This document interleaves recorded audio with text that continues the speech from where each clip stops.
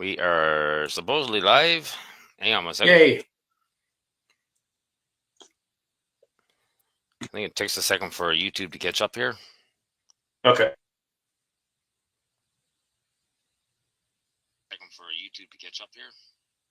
Yep, we're good to go. Okay. Let's silence that. Okay. So, do you want to start or do I want to start? Yeah, you can start. You're hosting.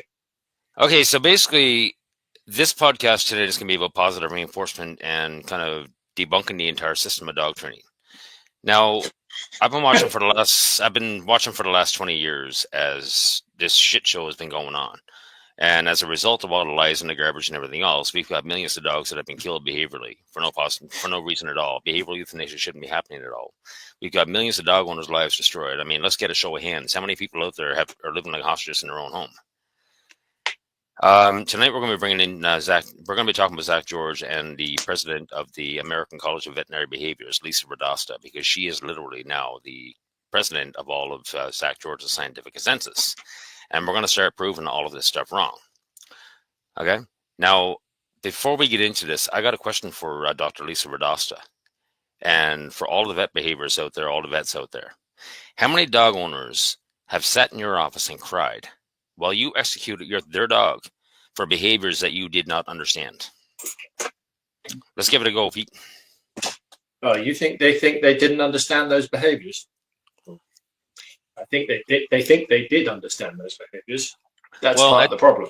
At this point, Pete, it's either blatant ignorance or blatant lies. And you know what? I don't know if I can handle it being blatant ignorance at this point, because sitting down and reading a book will take care of blatant ignorance. Okay? Oh, indeed. It depends if you want to get straight into the nub of the issue, which you and I had a chat about very briefly yesterday. The biggest, what the word is, gotcha, I suppose we'd call it, misunderstanding, wherever you want to go, with positive reinforcement, is the misunderstanding that it's something you apply. That is the ultimate nub of the issue. Every positive only trainer, AVSAB type information, I was reading through their website yesterday, and the link you sent me, and it follows through to everything else, which is quadrants-based dog training. The mistake everyone has made from trying to understand what Skinner wrote is that you can apply positive reinforcement. That is wrong. You cannot. It's applying operant conditioning. That's the problem. Same difference. Yeah, any of the quadrants. You can't apply the quadrants. The animal in any environment, be that laboratory conditions, in the wild, in your home, wherever it is, what is reinforcing, what is not reinforcing, etc., etc., etc., is up to the animal in each and every moment that it goes through in its life. So you wandering into the environment, messing with it, throwing things around, adding things, taking things away, is you trying to add positives or take away negatives or whatever you want to call it from your set of eyes. That's not how it works. That is absolutely not how it works. It has to be taken from the dog's set of eyes. And I can see why they go, yeah, but I've got this treat food thing. That's positively reinforcing to the dog, so I can offer it in this situation. Sure, a treat in a completely neutral environment where there's nothing else going on can be a positive reinforcement to the dog because there's nothing it's interested in. It's in a relaxed state with no wants, needs, anything else. Everything's been met. But you do that in a different environment. And say, for example, there's its best mate, its sister, its mother, any other dog it gets along with behind you, and you pick out a treat. It's not positive reinforcement anymore because there's a competing motivator directly behind you, which is actually what the dog wants. That's the positive reinforcement. Bringing out something else, which is potentially or was in a different environment, a positive reinforcement, is now a negative reinforcement, a competing motivator. So you are trying to override the dog's emotional wants. It decides what is a positive reinforcement to it. And in any environment, you're trying to say, no, actually, you don't get to do that, dog. I decide what is your positive reinforcement. Wrong, false, completely and utterly wrong. That is why it's all gone wrong from that point of view. The humans have come along and said, I will determine what is your positive reinforcement and your negative reinforcement. No. That's not how it works. And everything has spiraled out of control from that particular issue going wrong. And that's splashed across the AFSAB website as well. They say the same thing. You can apply the positive and the negative reinforcement. You cannot. It must be seen through the dog's eyes. You can work with it. You can work with what the dog's positive reinforcement is. You can set conditions and what it needs to meet it. I want you to be calm. I want you to do nothing. I want you to be able to disengage from this other dog across there. And when you do that, yeah, sure, you can go meet your dog. You can have your positive reinforcement. Great. And if that was a bit gobbledygooky for anyone, let's humanize this for a sec. I had this idea last night. If you've got an unruly child, say a 4 or 5-year-old boy, girl, whatever, doesn't matter, and you go to a playground and they see their best friend in that playground and they go, Mummy, Daddy, can I go play with that? My best friend, Rachel, John, is over there, we'll go play. And you go, no, have a Mars bar. What the actual fuck? That's not how it works. Why am I getting an echo in my ear? What's going on? All right, that was me. That was me. Okay. Yeah, back to my point. You take kids to the playground, they see their best friend. That is their positive reinforcement. They want to go see their best friend. They want to go play. You say no, have a Mars bar. That is not giving a child a positive reinforcement. That is punishing the child with a competing motivator. And you can set that scenario up in every single environment you take a dog and how you behave when you're out with the dog. See, when you give the animal child an environment where there's something that it wants, and then you say, no, you can't have what it wants, and you try and offer it something else, which normally it may well want, you're trying to apply a quadrant-based positive reinforcement, and that's just not how it works. And that's what set up all the mess with understanding how to manage behavior. Now, yes, you can manipulate it. Yes, you can control it. Clearly, this stuff works. Quadrants work up to a point. You wave a nice bit of steak around in front of the dog, quite often they'll take it instead of going on to whatever they originally want. But now you're into the realms of screwing with the relationship and making it into a transactional thing rather than the dog having any kind of faith that you're looking out for its wants and its needs. And that sets up a different dynamic entirely. Yep, right, exactly. Rant over. Rant over is right, but I mean, we're into a situation right now. Like, I'm starting to wonder, can this be fixed? Like, I mean, we gotta look at things. I mean, there's a whole lot of people out there, I can guarantee you right now, that are blatantly lying to people, and they're doing it for money. Okay, that's just reality. And there's a whole lot of people out there that are blatantly ignorant because they've never sat down and read a book. I keep getting dog owners, especially not just trainers, but dog owners themselves, coming to my page and challenging me. They're talking about things that they have no clue about. So they're coming up to me and go, "Well, Skinner was dealing with the quadrant." No, he wasn't. But yet they haven't read the books. They're trying to argue from the books that they have not read, and it's just utterly ridiculous. And this is from dog owners. They're so bloody brainwashed. I'm sorry, guys, but you're so bloody brainwashed. I mean, recently you got into the groups on Facebook, right, Pete? Hmm. And it's a complete and utter, I don't even know what to call it. Mess. You got people you got people in there so heavily vested in positive reinforcement. Then you got people in there so heavily invested in balance training, and they're going to war, they're scrapping with each other. And then we got trainers in the group going, fight, fight, fight. It's us against. That's not narcissism, Pete. That's in the realm of sociopathy. It's certainly disturbing to witness. Yes, I have gone into 5 or 6 other Facebook groups of late. They're not hugely active, but I tell you what, it is tear-jerkingly depressing at times to read what people are going through with their dogs, and read the things other people are writing. Just astonishing. Several times I just had to put my phone, walk off, and I've got to lose my mind by trying to get involved in this. It's just awful. Is it savable? Yes, I maintain that everything is savable, but you have to hit the lowest of the lows before you can start climbing back out the other side, and we're not there yet, sadly.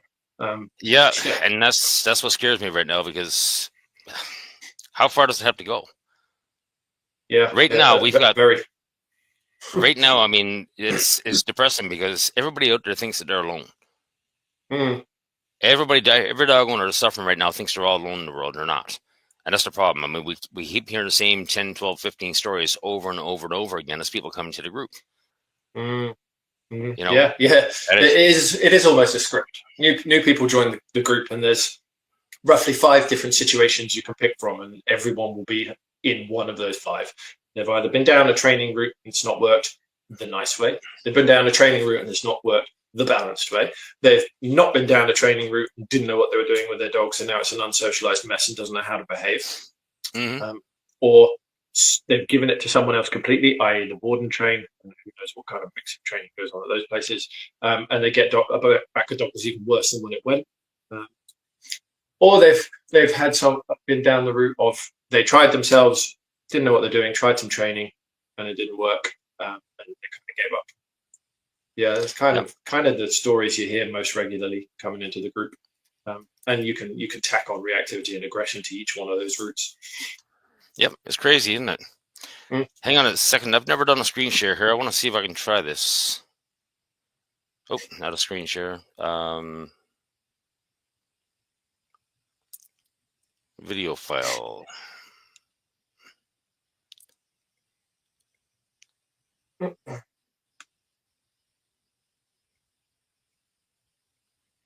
A very special guest, Dr. Lisa Radoska, who is president of the American College of Veterinary Behaviorists. So as a veterinary behaviorist, you have a very unique perspective. I want people to listen to this because this is Dr. Lisa Radoska, okay? She says something very, very important. Okay? Behavior. You have to know how learning theory applies to all animals. And so when I look at a patient, it's sad, but it's true that often I and people like me, right, in my profession are the last stop. It's not They're the last stop. That's a very important thing to understand. Let's keep going. unusual for me to hear, I'm going to euthanize this dog or cat if you can't fix the problem in X number of days. That's not even odd to hear that. Wow. So these people feel desperate. And so we have to look at the whole pet.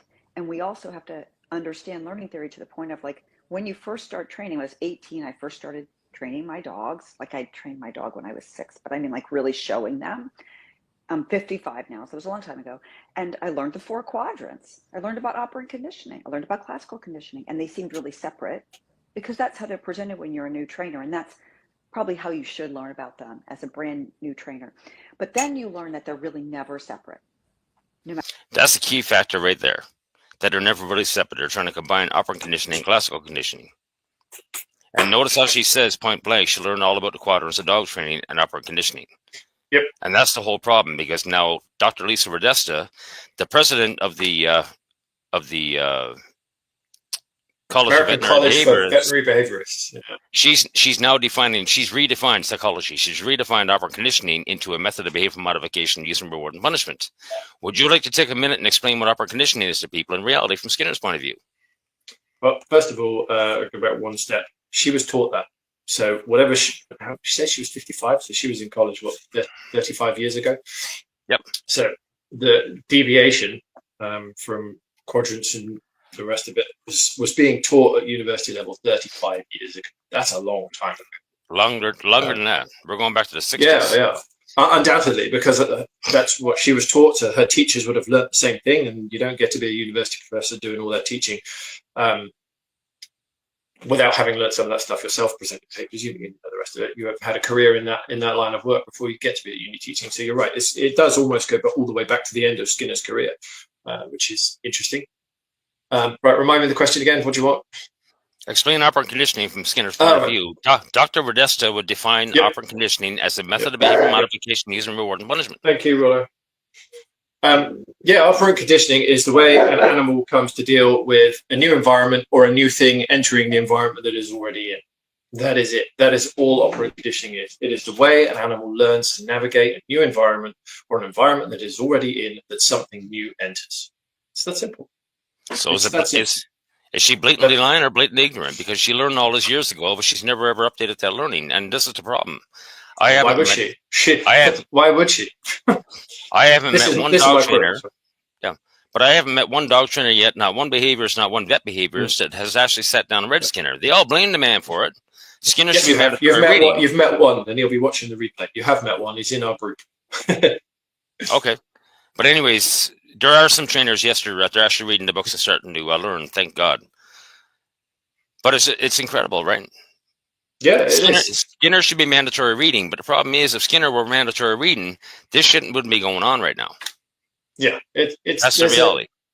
What do you call it? I don't know what you call it. A knowledge crisis, maybe. I don't know. But if I liken it to something I'm intimately familiar with, it's like a career I've built myself on what I learned at university, then finding someone's challenging that and telling me, for example, the concept of lift has been updated to be XYZ, aerodynamic lift, so aeroplanes, for example. We're working with that. I went to university and learned all about that, aerodynamic lift and control systems and whatnot.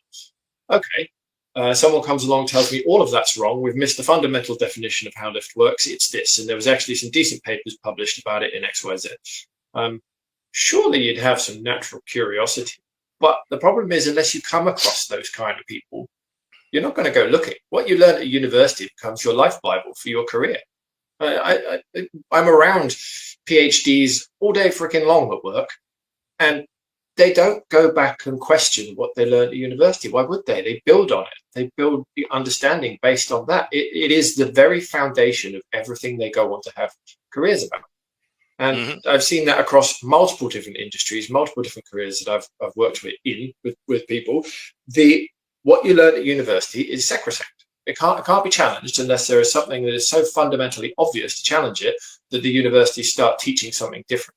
And it is incumbent upon those at the top of their professional tree to keep themselves refreshed with that material. Now, that would point very much to a president of something like the ACAB and a member of AVSAB. That certainly is something you would expect someone to be refreshing themselves and checking historical knowledge and trying to see what the challenges to what they know were they successful, why or why not. No, you probably can't see the screen, but I've got the this is a quote from B.F. Skinner's book about behaviorism. This is how you define operant conditioning. And Pete just said it point blank, a very different process to which a person comes to deal effectively with a new environment. There's your proof. Come on, Dr. Lisa and Zach George and everybody else, can you please, if you're blatantly ignorant, can you please sit down and read this one book? Because AVSAB turned around and bastardized this book on their website, and we're going to get into this in a little bit too. Yep. And that right there is the framework within what the quadrant type stuff was pulled together from. Skinner himself coined a lot of the terms which have ended up in the quadrants, but he didn't actually invent the quadrants. And that's something I want to get on the record and say. The quadrants of dog training, who call them that, they're not actually quadrants of dog training. The quadrants, as we know them, were invented by a human psychologist, a long career in human psychology, a gentleman by the surname Miltenberger, and he was the first person to ever publish the quadrant diagram as you know it today. That was first published in 1997. Now, he didn't invent the terms that were within that diagram. They were developed by Skinner. So yeah, the quadrants came to being from human psychology and moved into dog training, which in and of itself is a very interesting thing and something else I want to point out. Because as Robert's said many, many times on his channel and in text, the causes of animal behavior and the causes of human behavior are the same. And that seems to be quite a controversial statement. People seem to get quite concerned about that. Well, think about it. The quadrants came from human psychology. The quadrants are about managing behavior, behavior modification, etc. They came from human psychology. Think about that. They're now being used to manage animal behavior. Ergo, the causes of management of animal behavior and human behavior are exactly the same. The scientific literature shows that. So now we've cleared that up. Excellent. Going back further than Skinner's coining of the terms of the quadrants, again, as I know you've talked about at length many, many times, Robert, is the book written by a certain Mr. Most down at all the way down in the 1900s, around the First World War time.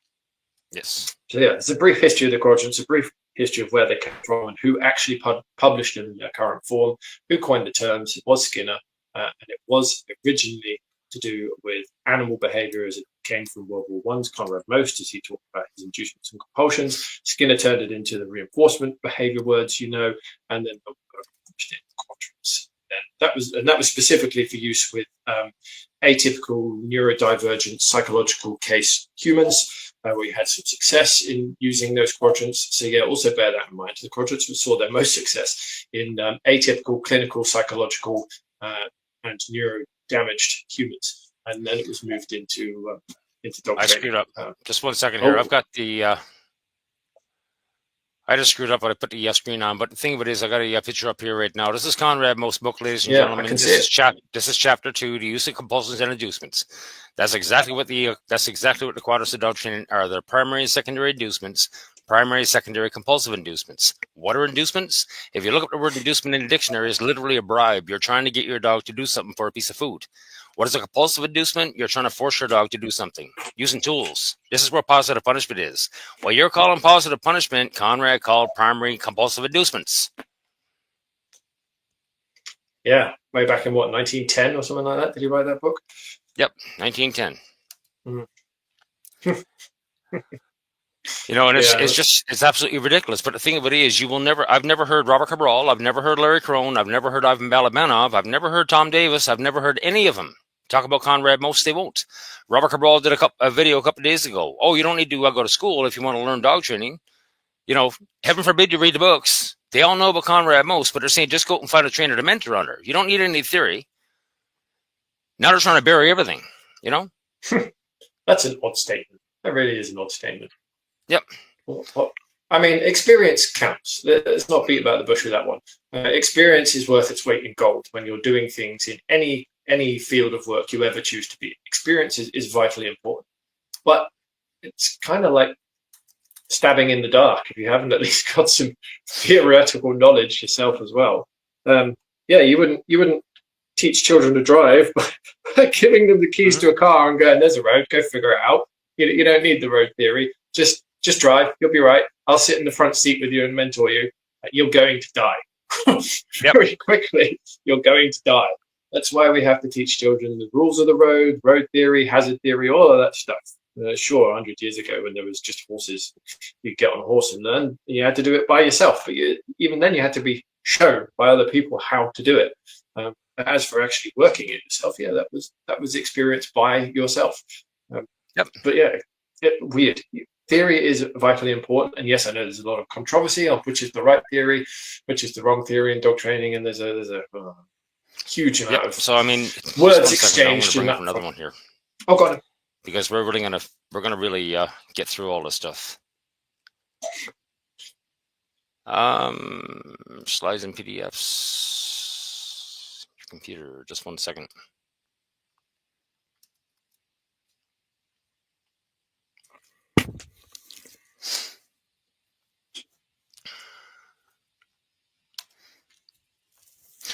Okay, so what's coming up here right now is actually on AVSAB's website. Okay. Negative reinforcement and body handling routines. If you go to AVSAB's website and you look, or if you get on Google and look up AVSAB and negative reinforcement, you're going to find this page. And I don't know how to scroll through it on an attachment here, but you will understand that they actually totally bastardized B.F. Skinner's book about behaviorism to create this page. They actually use B.F. Skinner's book about behaviorism, and they bastardized B.F. Skinner's book so they can actually push the quadrants of dog training. This is AVSAB. This is part of the part and parcel of Zach George's scientific consensus. Okay, and what is the scientific consensus? If you can get enough birds together that are willing to chirp the same song, there's your consensus. And let me tell you, there's a whole lot of birds out there that are either blatantly ignorant and blatantly lying, and that's just sad reality. Isn't it, Pete? Is that? Yeah, it is. So that's the article that they talk about how to apply. You still there? Reinforcements. Yeah, I'm still here. Yeah, can you hear me? Yeah, good. I think I lost sound. Oh, I can hear you.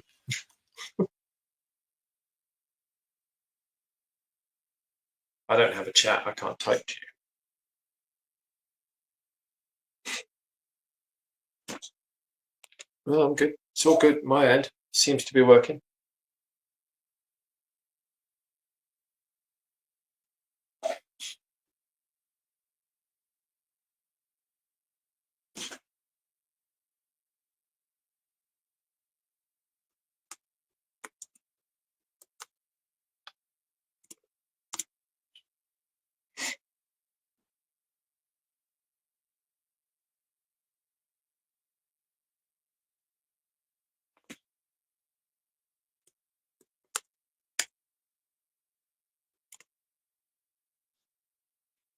Yeah, as far as I can tell, Robert sound's definitely gone now. Yeah, you have lost sound, Robert. Oh, I hear something. Say something. Hello, I can't hear it. Shit. Yeah, I can hear you.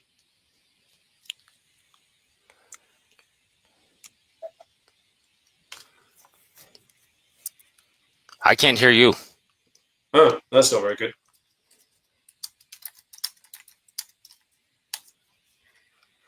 Oh, that's not very good. That's not very good at all. I don't know what's going on with that. What in the heck is going on here? Don't know.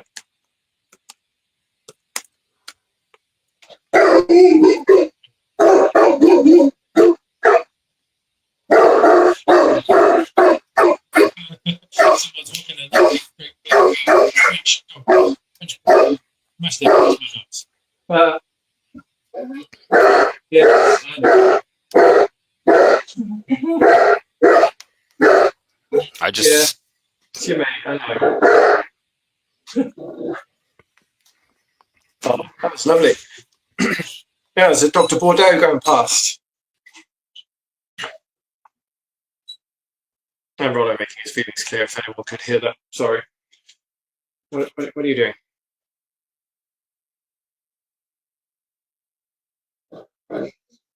Hmm.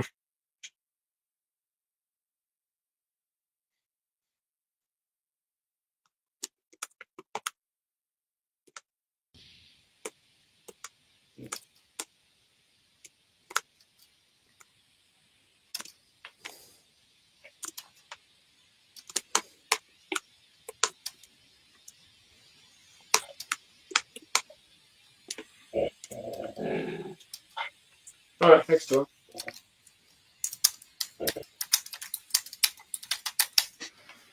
what the heck? You tried unplugging your headphones.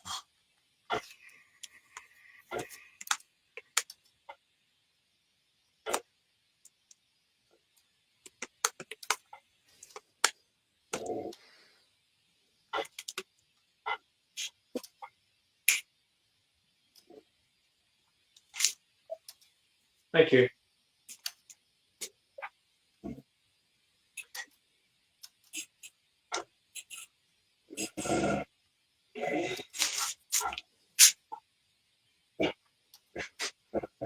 I don't know, guys. I can hear you. I can't hear anything.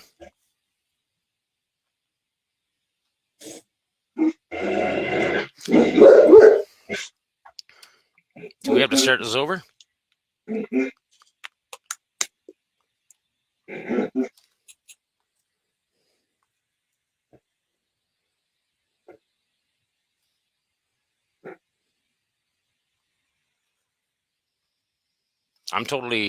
I got nothing here.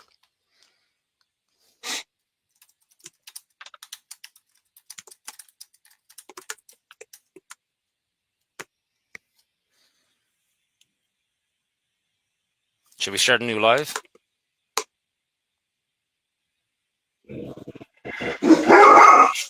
Not now. Okay. Ladies and gentlemen, I'm going to end this. Can you hear me right now? Just signal if you can hear me.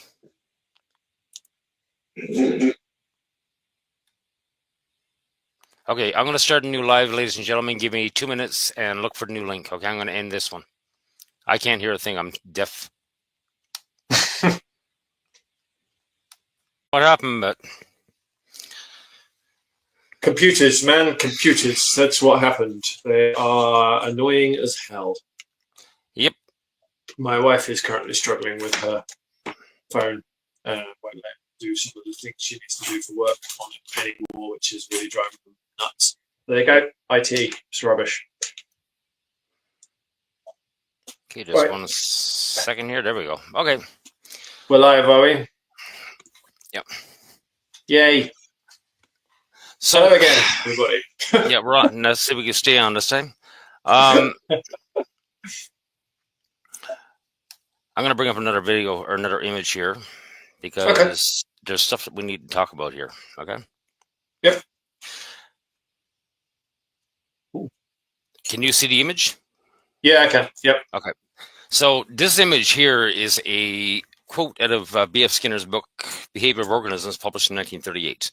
And it states basically that a special case arises when the withdrawal of a negatively reinforcement stimulus. And what he's doing right now is defining positive reinforcement and negative reinforcement. Positive reinforcement is the removal of negative reinforcement. Negative reinforcement is the removal of positive reinforcement. The forced application of negative reinforcement is known as punishment. And this all goes back to 1938. And when people understand this, like when he was shocking dogs, this is going back early when he was actually using punishment, and he since stopped. He stopped using punishment when he started working with pigeons because he couldn't shock their feet properly. So he had to find a different way. So what happened is that he was shocking dogs, and the reality is, once they learned to, if it was up to the dog, the onus was on the dog to figure out what it took to get the power turned off, to get the pain turned off. So when the dog lifted their front left leg, that's when Skinner turned the power off. Now, once the dog understood lifting the front left leg is going to turn the power off, next time he turns the power on, you're going to get replication pretty quick, right? That's why shock collars work, ladies and gentlemen.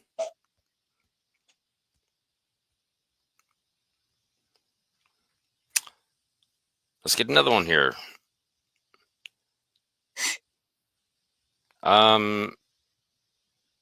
Image file. We're going to talk about punishment. You know, Skinner was all about punishment. They're all talking about Skinner and punishment. Let's get into negative reinforcement. And these are quotes from one book. Skinner wrote 21 books. Okay, punishment is easily confused with negative reinforcement, sometimes called aversive control. Aversive control, we've heard that before, right? The same stimuli are used. Negative reinforcement might be defined as a punishment for not behaving, but punishment is designed to remove a behavior from our repertoire, whereas negative reinforcement generates behaviors. Now, why is that important to understand? Because we got people like Zach George, we got all the positive reinforcement trainers out there, balance trainers, IJP, they're all out there screaming the same thing: shut down the behavior, stop the behavior, but yet they're going as all positive reinforcement. When you're stopping behaviors, when you're shutting down behaviors, it is literally you are punishing the dog. The entire system is a system of punishment, right? Yep. And it's all right here in the book. This is all B.F. Skinner. They're all blaming Skinner, but yet nobody's ever read these books. And people wonder why you get grumpy, you know? Yep. Let's do another one. Just bear with me here because I got a whole list of stuff. Let's get into Walden 2, published, I think, in the 1950s. And here he describes he gets into positive reinforcement, negative reinforcement, and there's only three possible outcomes. When you face something negative in the environment, there's only three possible outcomes. Two are positive, one is negative. Okay? The things you want to, positive consequences are things you're going to want to do again. Negative consequences you're going to avoid. So it's up here. The things that can happen to us fall into three classes. To some things we are indifferent, which means you're making things not a big deal. So when you meet something new in the environment and you turn around and you rationalize through it, you make it not a big deal. Now you become socialized to it. So to certain things we become indifferent. Other things we like, we want them to happen. That's your positive consequences. And if things are positive consequences, we tend to repeat. Yeah. Robert, your mic's not working properly. You're just coming out as white noise. Crap. Block of sand is fine for him. I got the funniest feeling the StreamYard's having problems. It might well be the software. Yeah, don't know which, but yeah, you're coming out as mostly white. Oh, fine for Glock. Oh, just me, is it? Oh, well, that's not very good at all, is it? Oh, well, carry on then. It's just me, and then carry on. Can you hear me? Yeah, you're coming out loud and clear now. Completely clear. Okay. So basically, let's. Bizarre. Carry on. So let's finish this off. So some things we are indifferent. You become socialized to. Other things we like, we want them to happen. That's a positive consequence. We take steps to make them happen again. Still, other things we don't like, we don't want them to happen, and we take steps to get rid of them or try to remove them happen again. And the things that you don't like, the actions that you take to remove the negatives, that's your fight and flight response, ladies and gentlemen. That is your aggression and reactivity. How do you defend your own fucking life? Excuse my language. How do you defend your own life? You're either going to show aggression or you're going to run away.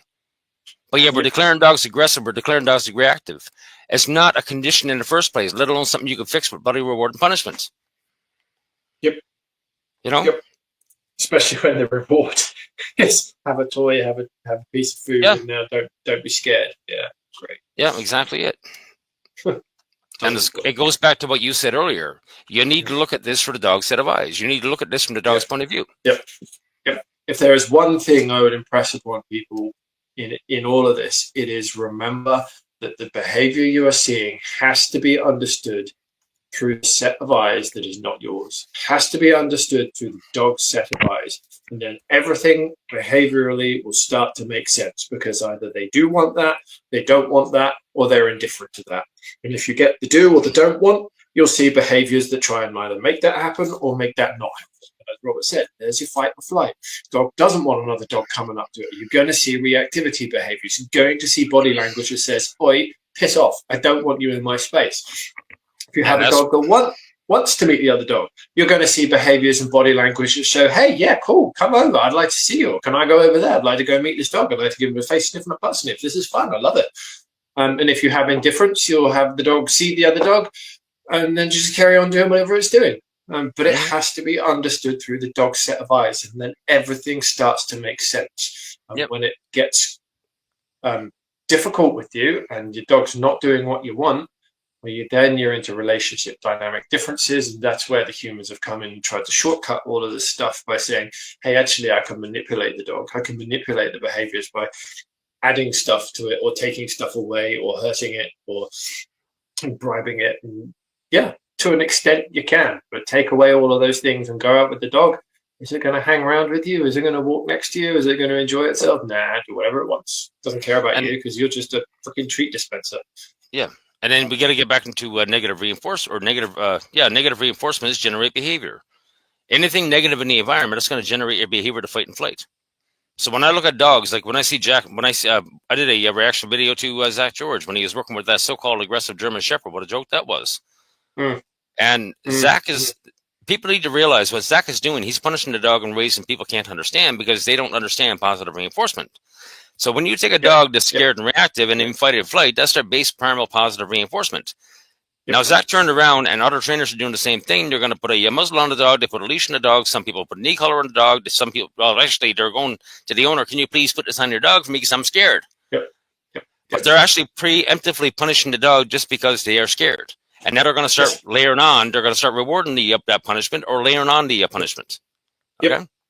Yeah, like you said earlier, if you're suppressing a behavior, by scientific definition, you are punishing the dog.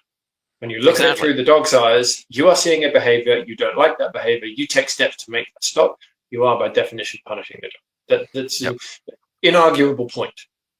And now, can you read this? I can, yeah. Do you want to take over? Sure, I'll read. So punishing contingencies are just the reverse of reinforcing. If a person spanks a child or threatens to spank him because he has misbehaved, he is presenting a negative reinforcer rather than removing one. And when a government finds an offender or puts him in prison, it is removing a positive reinforcer or a situation in which behavior may be positively reinforced rather than presenting a negative one. If the effect was simply the reverse of the effect of reinforcement, a great deal of behavior could be easily explained. But when behavior is punished, various stimuli generated by the behavior or the occasion are conditioned in the respondent pattern, and the punished behavior is then displaced by incompatible behavior conditioned as escape or avoidance. A punished person remains inclined to behave in a punishable way, but he avoids punishment by doing something else instead, possibly nothing more than stubbornly doing nothing. Now, and that's also called... Carry on. And that's also called learned helplessness. Yes. Yes, but and you should see and be able to equate this with examples in not only your own life, but in your dog's life too. And I know I've waffled on about it in pretty much every time you and I have ever talked. I have examples of this in working with my own dogs, and when I really switched up what I was doing, put the slip leash in the bin where it belonged, because I saw this for real in real time. It really got up and slapped me in the face. I had a dog that was super social. Okay, what, Robert? I'm just going to step away for a minute. Keep the people. Keep going. I'll be back. Okay, so I'll carry on my little story. So when I realised that my dog was behaving how I wanted it and was told to have him behave in the slip leash, and took it off one day, and the original behaviour came out immediately and twice as strong as it had ever done before, mostly because he'd grown up a lot. This was the paragraph that I got pointed at, and it is 100% true. I've proved it in my own life with dogs over and over again. What said when I see trainers correct for pulling, the dog just sits there. Yeah, exactly. Learned helplessness. They don't know what else to do, because the problem with pulling is it's actually a statement of the relationship they have with the person holding the leash. If the dog is pulling and trying to get away or do something else, they don't care about the person holding the leash. There's other things that are more important to it. So that's why they do that. And yeah, eventually, if you punish them enough with the leash, learned helplessness. And that's exactly what I beat my dog into with the slip leash. He didn't go after other dogs. He was friendly with me. Because he couldn't. He was in a slip leash. He got strangled every time he tried to do it. So he didn't. He learned not to. It was learned helplessness. He didn't change his behavior, or the wish to do his behavior, should be more accurate. He never changed that wish to behave by meeting the other dog. The tool forced him into learned helplessness. Take it off, original behavior came straight back out, massively powerfully, and it was hugely embarrassing. And that was the slap in the face that made me change him. What's Legacy commented? You said, my dog is okay with sniffing another dog's bum. She doesn't like sniffing her dog. Yeah, that's common. A lot of dogs are like that. I've come across it with many, many ones I've worked with.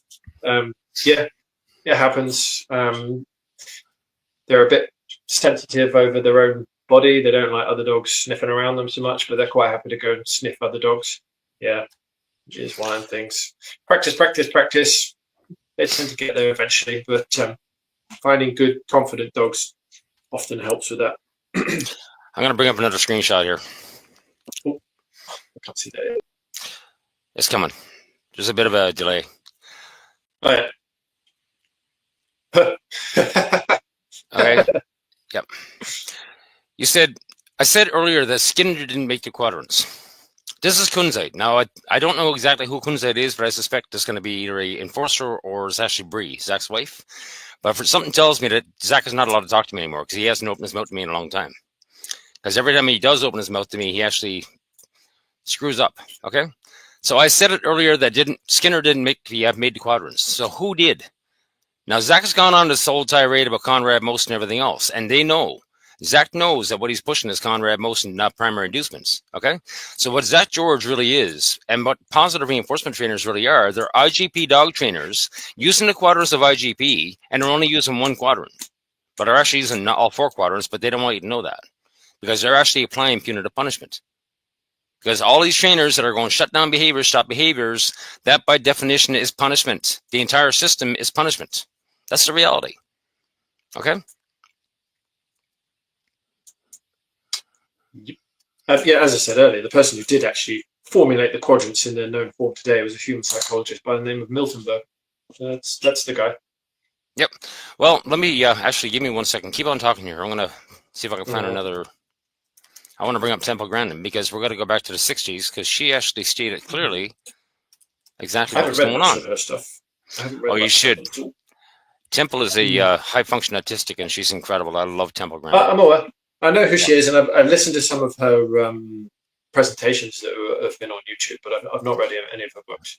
She's very upfront and very honest and very blatantly abrupt. That's what I like about her. Well, that's bog standard high functioning autists, Robert. Yep. Very, very blunt, very abrupt, no social filter. Just there's the information. Oh, you have feelings? You trying to tell me something? Sure. Okay, might be a backhanded compliment in there somewhere. Could very well be. Let's go. Image file. Okay. This is from one of her books. I can't remember the name of it. It was published 20 years ago, and she nailed us 20 years ago. Okay. And this is exactly what's going on. This is where the history come in because what wound up happening. Skinner was most dangerous psychologist ever.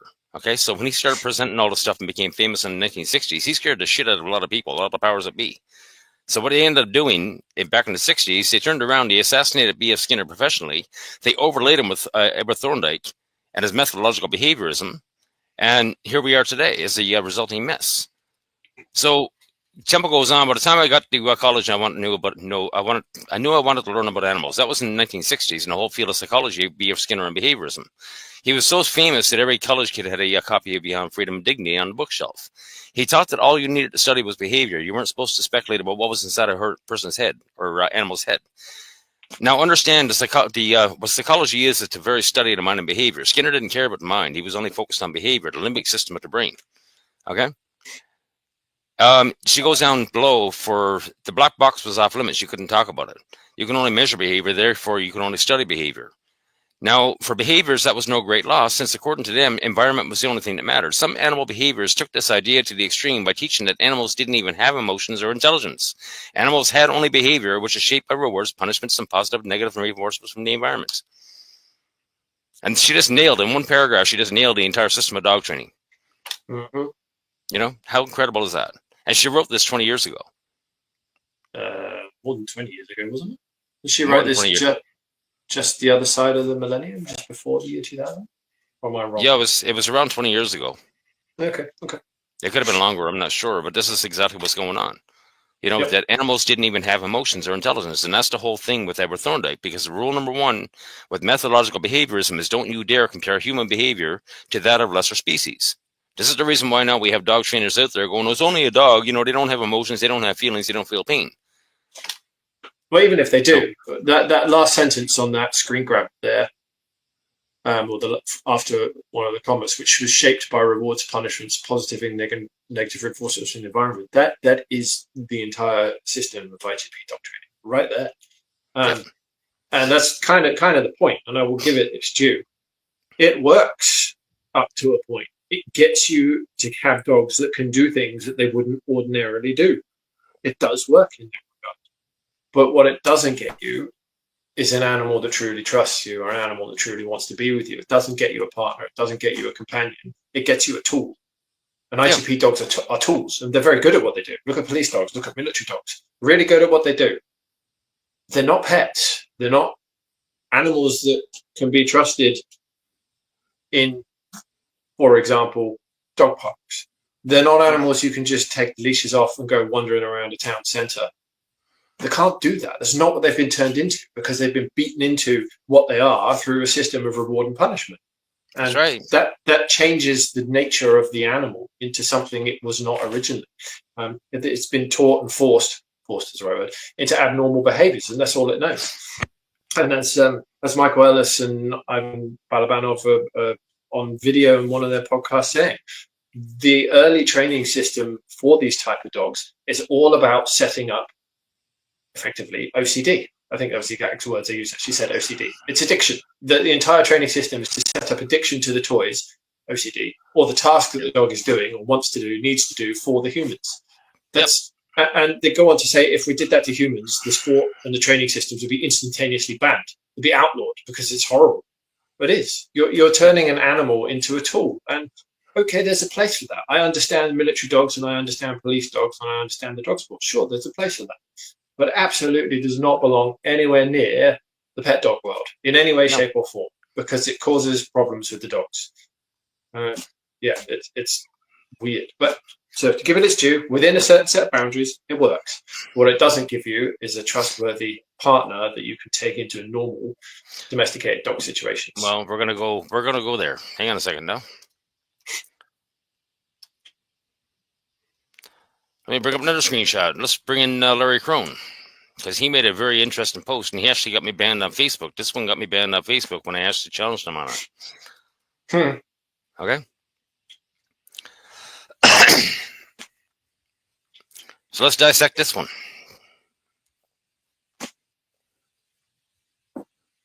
It's been many years. Can you read it?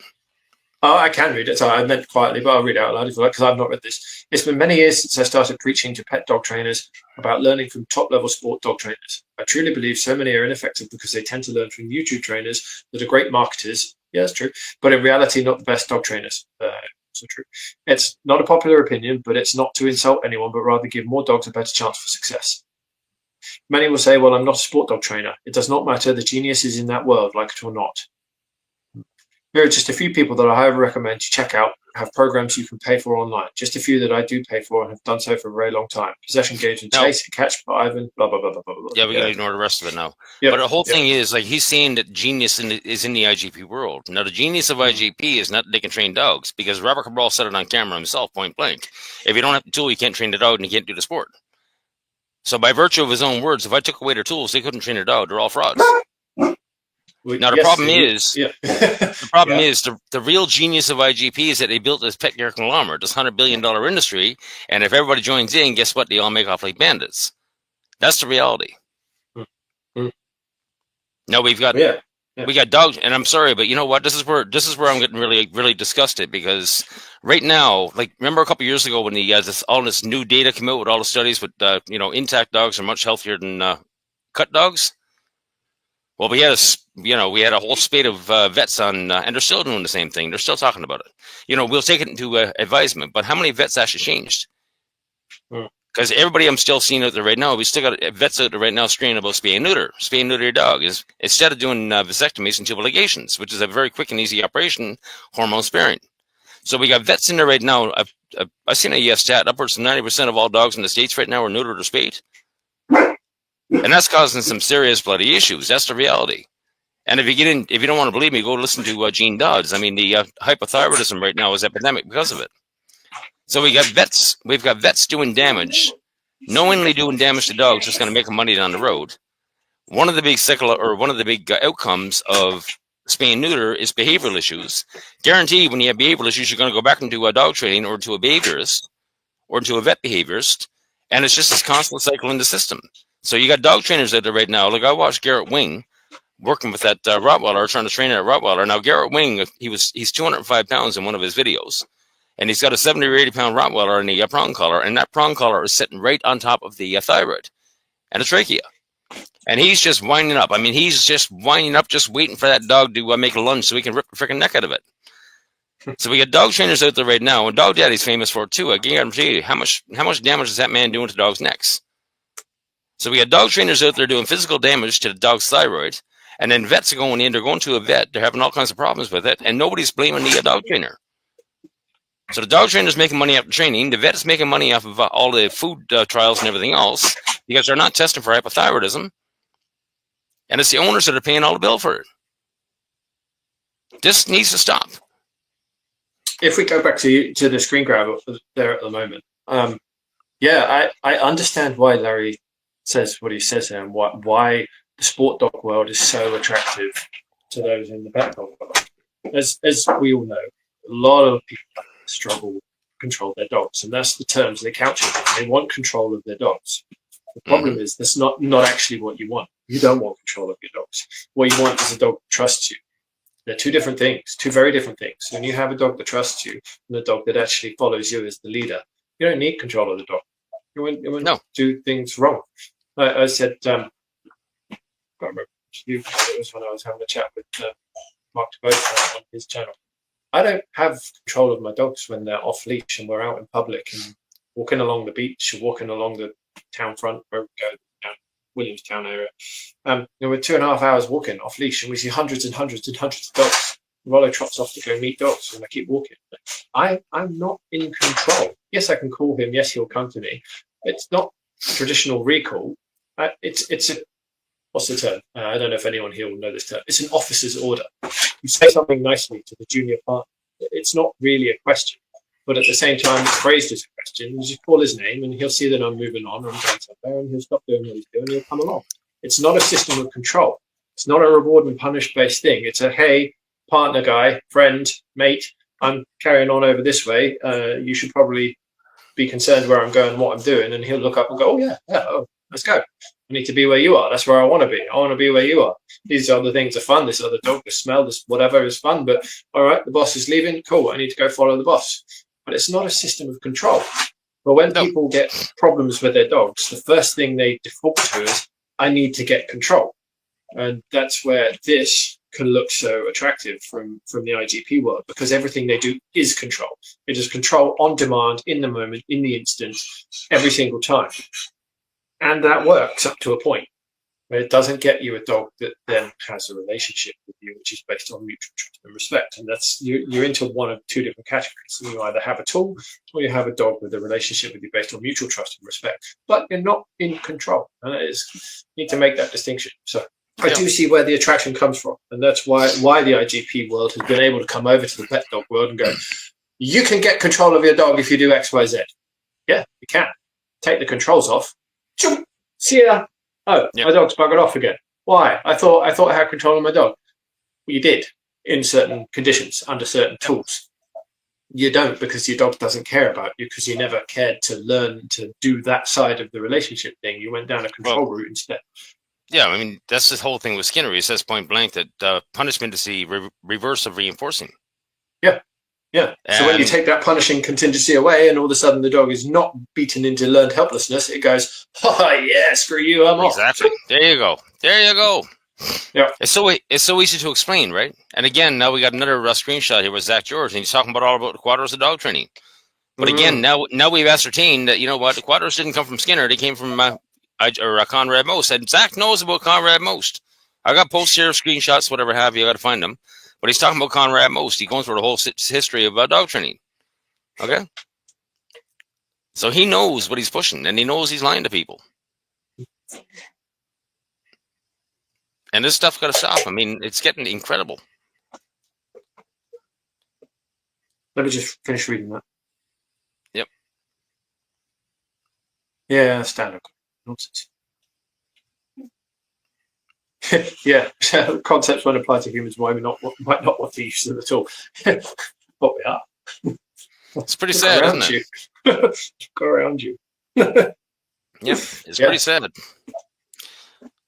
Oh, I got a big one here. Hang on now. Oh, hang on. He said the words toxic masculinity there. All right, Oh, yeah. let's just clear that out very, very quickly. Yep. There is no such thing as toxic masculinity. Not at all. It's the absolute fabrication of men who have zero testicular fortitude. There are good men and there are bad men. There's no such thing as toxic masculinity. Carry on. Just 1 second here. I got another one coming up.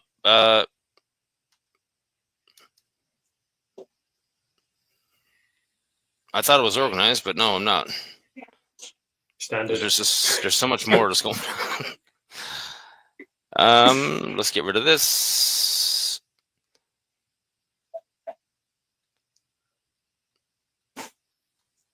Bear with me. Oh, hang on a second. Image file. I got a good one here.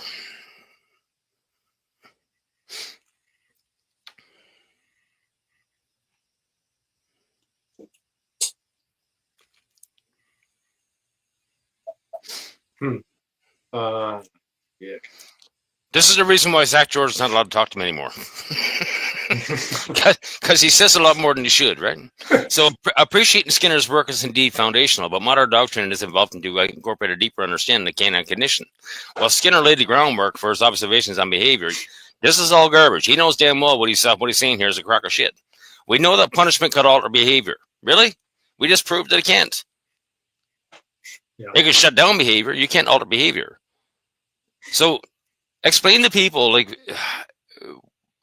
But before you go on, the next sentence is vital. But it's the side effects: increased anxiety, fear, potential aggression. Yes, when you punish a dog because you don't understand what positive and negative reinforcement are, and you beat it into submission or you bribe it into submission, yes, you get increased anxiety, increased fear, and potential aggression issues. 100% true. Yes, you do. Because you're trying to apply something you can't apply. You're punishing the dog in every which way, trying to shut down a behavior instead of trying to work with the dog, understand its motivations, understand why it's doing what it's doing, and then try and find out how to turn the situations into positive consequences for the dog. So he's right in that, but he doesn't. I'll maybe credit him unduly here, but he is right, but he probably doesn't understand why he's right. Oh, he understands. Maybe he does. Yeah, maybe he does. Maybe he does understand that. But I mean, he's getting a lot of money to not understand it from sponsorship. So whatever. But sentence is amazing because it's right. It's completely true. Oh, that's funny. Carry on. You see, in my opinion, I've been watching this for a long time, and I mean, Kunzai mentioned something. How are you making money off this stuff? And they're all trying to get up to the top of the ship pile. I'm not trying to get up to the top of the ship pile. I'm not making a cent out of this. I'm doing this for dog owners. Okay, I'm not in this for the money. I'm doing this for dog owners because you know what? We need a reckoning here because after years and years and years, I mean, the millions of dead dogs and millions of lives destroyed, nobody seems to give a shit.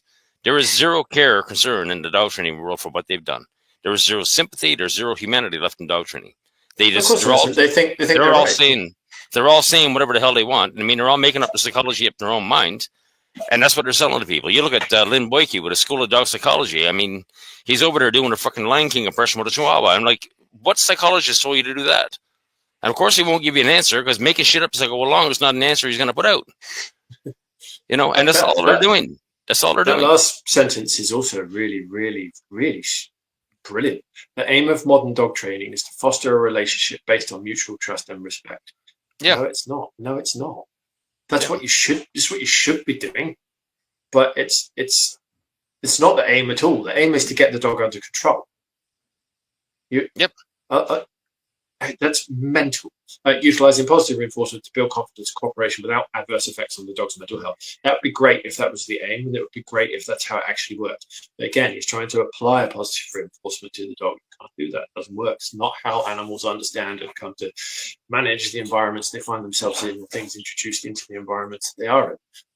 Yeah, he's just looking at it through his eyes or his client's eyes rather than... Do you want to take a minute? And talk about rationalization? I'm just going to pull up a few more here. I'm just sure. I'm finding a lot more interesting stuff here. Rationalization is really what the next paragraph, if he had carried on talking, would have probably gone into. So the aim of It's not dog training. Aim of having a dog that can cope in all situations, in all environments, because it knows how to cope, because it's gone through situations where it's had to rationalize, is the key. And I need to put that in a slightly more sensible way. That was a word salad. A good, well-behaved dog, sorry, I'll get in front of this light that's behind me, knows how to rationalize situations. Why does it know how to rationalize situations? Because it's been through that system of being allowed to all the time. It's what I did with my dogs. It's what I do with clients' dogs. I take them into situations that, yeah, they find difficult at times. And I give them the time and the space to rationalize the environment. They have to come to understand it for themselves. And rationalization is the first part of the process of operant conditioning. Go to somewhere. Oh my word, this is really noisy, busy, and there's a lot going on. There's people walking in all sorts of different random directions. There's a guy with a machine pushing 50 trolleys, makes a racket 50 meters away. Dog's going, I do not understand, do not like this. I'm scared. I would actually like to curl up in a ball, or I would like to leave. Or occasionally you get the one that says, right, all these things need to go away. I'm going to hit the end of the leash and bark at everybody to let them know I'm here. You all need to go away. I don't like this. That's entering the rationalization loop. They're going into the operant conditioning system of, all right, I'm in a new environment, or the environment's changed to the one we was in, or this stuff suddenly appeared. Not sure about this. I don't like it. How do I get comfortable? And so they go into the operant conditioning fight or flight. You know, all right, can I get indifferent? Really noisy, and I'm not sure about this. And eventually, if you just stay there and give them the time, you act as the leader and be calm, not do much. So with Rhodey in particular, I went to this exact environment I'm describing and I just sat on the wall. Gave him 3 or 4 meters of leash. All of this stuff was going on. He was scared. He was genuinely scared. I could see him moving around, hitting the end of the leash, coming back to me, moving around, shaking. And after about 5-6 minutes, I think it was, he came to me, sat on my foot, and then just looked around at the world going by and went, do you know what? I'm not actually dying by being here. Nothing is coming at me. Nothing's trying to hurt me. He even went and said hello to 2 or 3 people. And he got pets, and he was enjoying that. But because I let him rationalize the environment he was in, he got to learn it for himself through his own eyes. I didn't offer him anything. I didn't touch him. I didn't reassure him. I didn't tell him anything. Didn't have treats. Just gave him I'm sat here on this wall. I'm perfectly relaxed. You can hear me breathing. You can hear my heartbeat when you're right next to me. And you can feel my mood through the leash. You can feel I'm not shaking, that I'm relaxed. And that eventually started to rub off on him. I mean, he knows that. He felt that. So I sat on my foot. He's trying to, as part of him gauging my mood, he can feel it through the leash, sure, but him sitting on my foot, he can feel my movements. He can feel my relaxation or my tension. And he knew, well, this guy's not bothered. Well, all right, I'll try and get not bothered. And he pretty much did get not bothered. Yeah, when it was time to leave, he was very enthusiastic about getting out of there, but he actually managed to rationalize. It was about 10, 11 minutes we were there in total. But he went through that loop and he did it. He successfully did it. He successfully rationalized and had, not fun, fun's the wrong word, but he got through it. And that's part of it. That's how you go through the loop of getting your dog to be able to cope with difficult situations. You give them the space to rationalize, to think, to process that emotional overload, emotional change they get in the brain when they see and hear these things. It's how we do it as well as humans. You take a child into an environment they're scared of. For example, the roller coaster is a really good one. You take a young kid to a roller coaster that only just meets the height requirement. They watch it go zooming up or zooming down the big slopes and they go, oh, I'm not sure I want to go on this anymore. What does the parent do? Have a Mars bar? No. All right, I'll put a prong collar on and drag you on the roller coaster. No, of course you don't do that. You just say, hey, it'll be fun. You don't go, it'll be all right, it'll be all right, it'll be all right, you're okay, and pat them on the head. But, oh my word, you're going to drive the child nuts if you do that. They're going to run a mile from you, think you're a psycho. No, you just say, you'll enjoy it. Watch, come with me. And you lead them. And they go, okay, I trust you. I'll follow your lead. You think it'll be fun. I'm a bit scared. I'm a bit nervous. That's okay. You can be a bit scared. You can be a bit nervous. You'll have fun. 99 times out of 100, kid gets on the roller coaster, comes off going, yeah, that was awesome. And like, yeah, you just rationalize something and you followed my lead. And now I've built up some leadership brownie points with you because you know you can trust my decisions. You know you can trust what I said. Nicely said. Do you want to tackle this one? Oh, let me read it first. This is the reason why Zach is not allowed to talk to me anymore. Thank you for bringing up Conrad. Most of his work, while his methods of foundational formula training, heavy reliance on reversive techniques reflects an outdated understanding of animal behavior. Yeah, I think that's fair. Our understanding of behavior science has advanced significantly since most times. Yeah. And we now know that positive reinforcement is not only more humane, but also more effective in causing reliable behavior and trust with dogs. Taken word for word out of the context of Zach, yeah, but not in the way Zach's thinking about it. As for tools like prong collars, their historical mention doesn't justify their continued use. I do actually agree with that, yes. Ethical training should evolve beyond means rooted in dominance of physical correction, yes, especially when modern approaches achieve better outcomes without causing harm. Yes, but not yours, Zach. Newer and better information trumps, why are we talking about Trump? Trumps older and worse information in science. Well, you have to make a value judgment, actually. If you're just saying it's better because it's newer, I disagree. If you're saying there is new information that is better researched and holds up under scrutiny better, sure. Yeah, a few questions. If positive reinforcement produces reliable human results, why hold on to methods steeped in it? Yeah, perfectly good question, except you can't apply positive reinforcement. Should the history of a method or tool factor into its ethical consideration today, especially when it's rooted in outdated or harmful practices? Don't know. Do you think clinging to historical methods ignores advancements in behavioral science that prioritize the welfare of dogs? There's way too much going on in that sentence with assumed knowledge, Zach. And I know which angle Zach's coming from. So, but here's the thing. Yeah. I bring this up because he understands who Conrad Most is. Okay, and he goes, well, his methods were foundational in formal lesson training. Yeah, that's exactly what it is. Conrad Most is the Bible for everything dog training today. Conrad Most and his quadrants. He goes in his heavy reliance on aversive techniques. Well, the thing of it is, it's all inducements and compulsions. He used food, and he also used compulsive inducements. So it wasn't just reliance on one or the other. And understand that people that haven't read this book, I mean, Conrad laid out rules for beating the dog into submission with that shit stick in his book. Okay? And he also, people don't seem to realize that Conrad Most trained German Shepherds and only German Shepherds for World War I. He wasn't training Chihuahuas. Why are we seeing these tiny little prong collars and e-collars now for Chihuahuas and stuff like that? When Conrad was only training German Shepherds.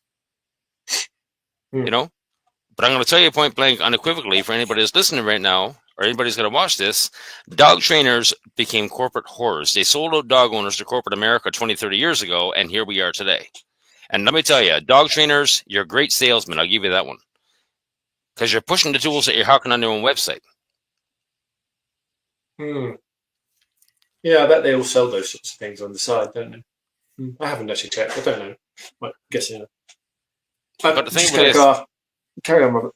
What they've managed to do was actually redefine psychology. They've redefined operant conditioning. They've redefined positive reinforcement. They've redefined negative reinforcement. They've redefined applied behavior analysis. They've redefined everything to reflect the quadrants of dog training. And what really scares me is that, I'm trying to contact different psychologists that are in the field. Like John Stadden did a great podcast with Ivan Balabanov. But yet, he had no idea what was going on. They've literally redefined psychology, the entire dog training industry, and these psychologists have no idea what's going on. Now, I'll tell you one thing right now. If John Stadden or Dr. Michael Perrone had known about Conrad Most before they got on the podcast and understood exactly what was going on here, they would have peeled Ivan Balabanov like a bloody banana. There'd be nothing left of the dog training system. Well, they did a fairly good job of that anyway. Yeah, but can you imagine if John Stadden hadn't known about Conrad Most, that Conrad Most is the actual basis of the quadrants, he would have, Ivan would have been done right there on the podcast.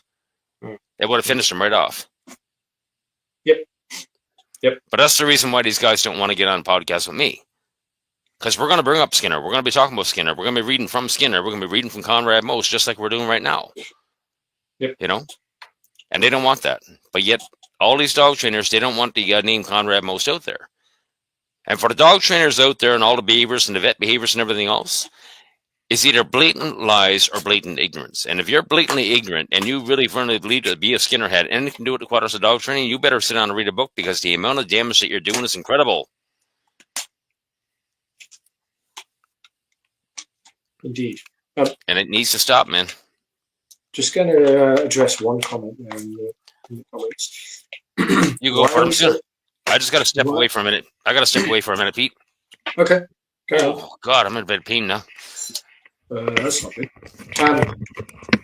Why are we so against being in control? Not against being in control. There are times where it's absolutely necessary. Just against a method that is based upon control. That's the difference. We use a method where we're building a relationship based on mutual trust and respect with the dog. So it wants to be with us, it chooses to be with us, it chooses to follow us, and it chooses to do as it's told. Yes, that does involve telling the dogs things which aren't optional. 100%. 100%. They do have to occasionally be in control. But the difference is that's not the initial go-to, because that doesn't get you an animal that when you don't have tools kicking around, will actually do as you ask it to do. As we've discussed with the stuff we've put on the screen, if you've got a system which is based on suppressing behavior using various methods, if you've not got those threats of punishment on you or on the dog, it's likely to disobey you and just do whatever it wants at some point. Might not be instantaneously, might take a while. So yeah, it's we do need to be in control. We're not saying that it's just a no control system, but it's a different way of getting it. So when I call my dog, he'll come. But I didn't do that by forcing him to. Absolutely didn't do that by forcing him to. He had a choice, and we built up a relationship that's now a reliable thing. But because it wasn't done by a punishment suppression. I don't know why Robert jumped out. Any other interesting comments? So yeah, let's go with this one. Block. The thing is, police dogs, they have no self-control. Yeah, they're in very difficult environments, and they are punished and manipulated with the positive side of it up being it. But as I said, they're tools. Police and military dogs are there to do a job. They're there to be in a high stress moment, doing what their owners tell them to do, handlers tell them to do.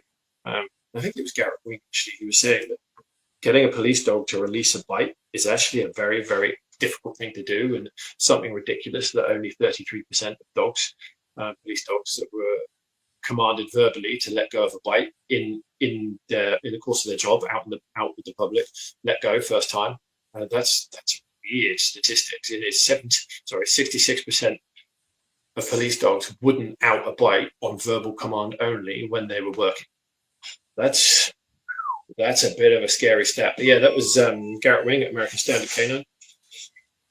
Interesting, very interesting. Yeah, I like listening to him talk about police dogs. And as I said, there's a place for those things, but you have to understand what they are. They're not pet dogs, and the way you get those working dogs in the police and military to behave is not suitable for the pet dog world, because, as Glock said, they have no self-control.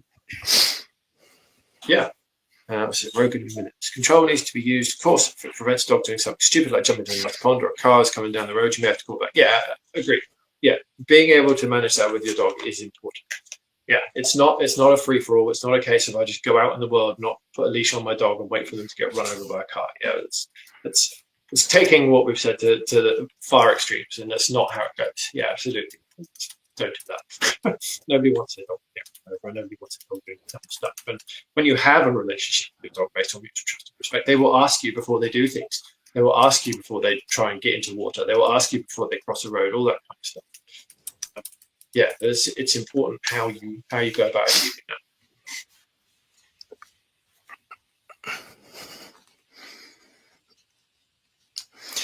Was there any other questions on the go here? Or?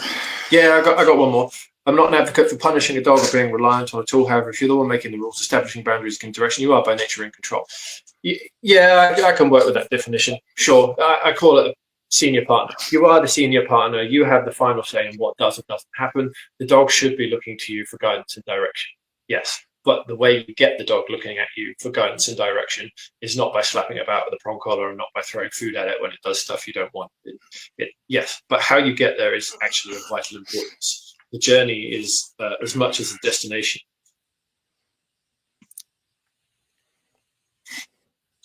Do you want to?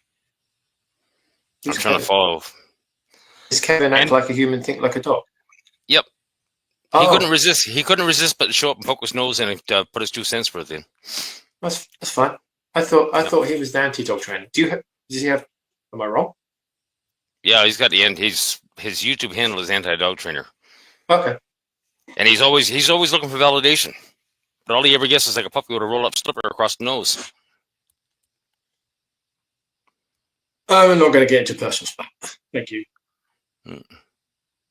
Says the person, oh, Kevin, you know what? You're done. You're fucking done here, buddy. Oh, thank you. Ah, look at that. See, You're, my daughter just made Kevin, me a cup of tea and brought it to me. I love this one. You can put a person in timeout. Kevin, you're in timeout. Goodbye. Haven't banned you. You can come back at some point. Go stand in the corner. But oh, I hit the wrong one. He banned. Okay, well, it doesn't really matter. I'm done with that shit, anyways.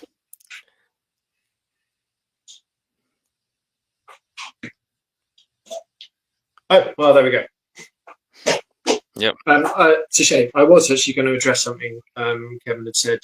You know what? He'll be hearing you. Oh, okay. I can't remember where I saw it, which is why I never replied to it. I saw a comment by the anti-dog trainer. Was asking why is a treat not reinforcing or reinforcing when a meal is reinforcing? I think it was something along the line. I don't remember. I saw it. I got distracted. I meant to reply to it. I don't know where it was. Anyway, so I wanted to get into that.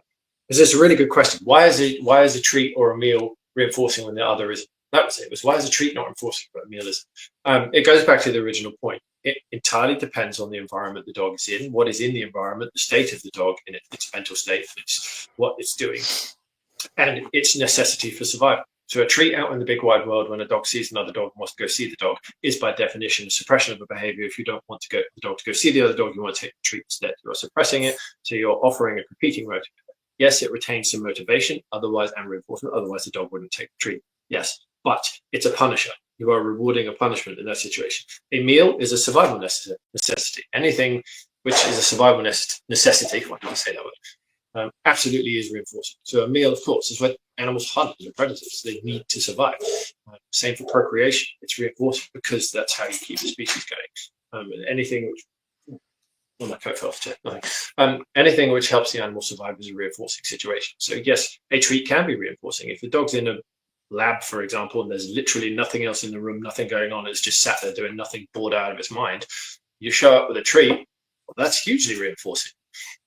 So would a meal be. But you take it into a different context in the middle of a dog, get out a treat. Sure, some of the Goldens are going to rush you for that treat because they love it. They love food. They're motivated that way.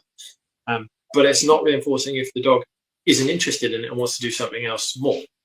I don't know where that comment is. Sorry, I didn't reply to it. I got distracted by something and couldn't find it.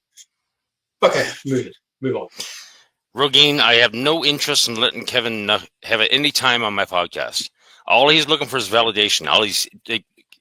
There's been a battle going on. He actually tackled me about a year ago, and he's been at me ever since. He set up his whole channel based on me, trying to come after me. He spent hours and hours and hours and hours and hours going through all my stuff, which I appreciate, but he's always looking for something negative, okay? Kevin just wants validation, and I'm not giving it to him, okay? He's making up his own shit in his own mind. He's already admitted that he's nothing more than a fraud. He will not read a book. I've offered him the books to read. He will not read a book. And I told Kevin point blank, it's a waste of a brain. You sit down and read the books, you can be the best in the you can be the best of the best once you get the science behind you. The fact that you're too fucking lazy to sit down and read a book, I got no time for that. Sorry about my language. You're making up your own shit as you go along. You're trying to get everybody to validate for it. And it's not happening here. Rant over. All right, you got anything else to stick up on the screen? I'm sure I could probably find a lot of things, but I mean, I think we've covered most of the bases. Okay. There was one thing that was slipped my mind. All right, while you think about it, I'll just give you an update on Rollo. So he was at the vet yesterday. They couldn't find anything specifically wrong, which is frustrating. I took him to the vet because he tried to get up. We got tiled floor behind him. So he was lying down on the floor. Tora barked at something in the back garden. He tried to get up and spin around and run to the back door. In the action of getting up and spinning around, he fell over, landed in a heap on the floor. When he got up, he was walking at a 45-degree angle down the corridor with his nose touching one wall and his tail touching the other. That looks really messy. Like, are you drunk? Have you just slapped your head into the wall? What's going on? You're not walking in any way, shape, or form normal. Right, you're going to the vet now. Weird, just weird. The way he collapsed and just kind of lay there for 5 or 6 seconds. You disorientated? What's going on? Are you in pain? No yelping. So I took the decision to go to the vet. Can't find anything wrong. he's definitely got something up with either the shoulder or the elbow on his front left, which is sad. But they reckon soft tissue, 2 more weeks of rest and some anti-inflammatories, but they mean forced rest, like he's not allowed to move kind of thing. Well, he's not going to go for that. He's not going to go for that at all. So that's a bit of a shame. And then they want to do a CT scan if that doesn't fix it. Big ass job for the poor boy, which would be on the general anaesthetic. Yeah, but anyway, I wanted to outline how we did the vet, because I think that's important in the context of what we're talking about. That's a great one. Because he's never been to this vet. We've changed vets because of the debacle with him having a staph infection over the summer, which the vet failed to diagnose. So we lost faith in that vet. So it's the first time we've been to a new vet. He's never been here before. He's been outside the building because I've dropped off some injured native wildlife that we've taken to the vet for them to fix up. So he's been outside the building. He's not been in. So I take him in the vet. He's happy to go with me. There wasn't really much going on. There was one other dog in the waiting room, but they just left as we got there. There was a budgie. Get this. There was a budgie in a bag. What a mental thing to say. It was in a clear, like child's lunchbox type bag, but clearly adapted. Had holes in the side there. Rollo took one look at that and went, "Nope, don't like that. Not sure what that is. A bit worried about that." And he growled at it. And instead of slapping him about with the leash, telling him to shut up or anything, just stood there. Just stood there and let him have a look at it. It tweeted a couple of times, and he decided, nope, don't like that. And then he went to the back of the room and sat down. I'm like, okay, that's fine. It's absolutely fine. And then the staff came out from behind the desk, like, oh, look at this giant lion dog. That distracted him. So he said hello to the staff, and then he told me he would like to go. He went to the door and started tapping the door. I'd like to leave now. Unfortunately, Ron, you can't. Got to go into the vets.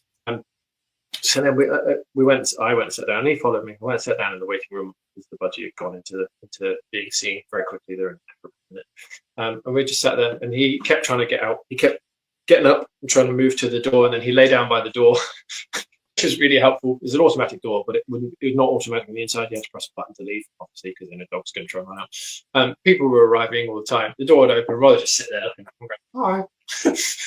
And they'd come in and say hello and pet him. Then he'd look at me like, can we go? I want to go. Go see the vet. So we get into the vet's room. So he's never been in this room before, never seen these people before, never met this nurse and a vet. And so I do what I always do. This is a really good way of finding out where your relationship is. So when we get in the vet's room and the vet comes in after us, the vet goes and sits down by the computer and stuff, typing out the notes as I talk. I just put Rollo's leash down and let him go and see the vet, let him give the vet a sniff. She's happy with typing away and we're just chatting. That's the best way I've seen a vet introduce themselves yet. The last vet will come in and be like, get him on a leash. I don't want him near me, please. I don't want to handle him yet, and I don't want him coming to me. Like, oh, you're scared of the dog. Right. You think you're going to get hands on this dog and you've come in and just scared. But that ain't going to work. The dog will not let you touch him if you've come in and freaked out.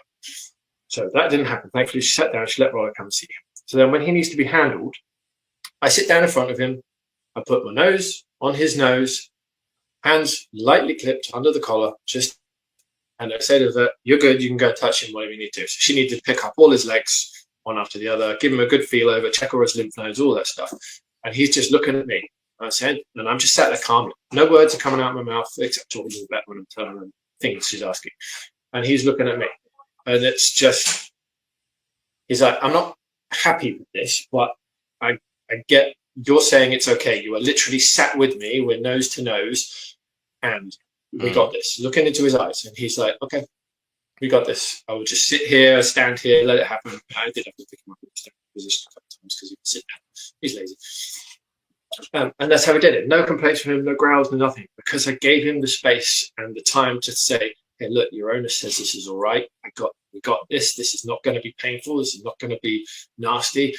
I'm saying this is okay. Just trust me. Just look at me. We got this. Even so, he was still a little bit resistant. When she lifted up his leg the first time, she's like, his hips are so stiff. Wow. I was like, oh, just keep going. And she did. And she's doing all his legs like, everything's really stiff. Like, he's just fighting it.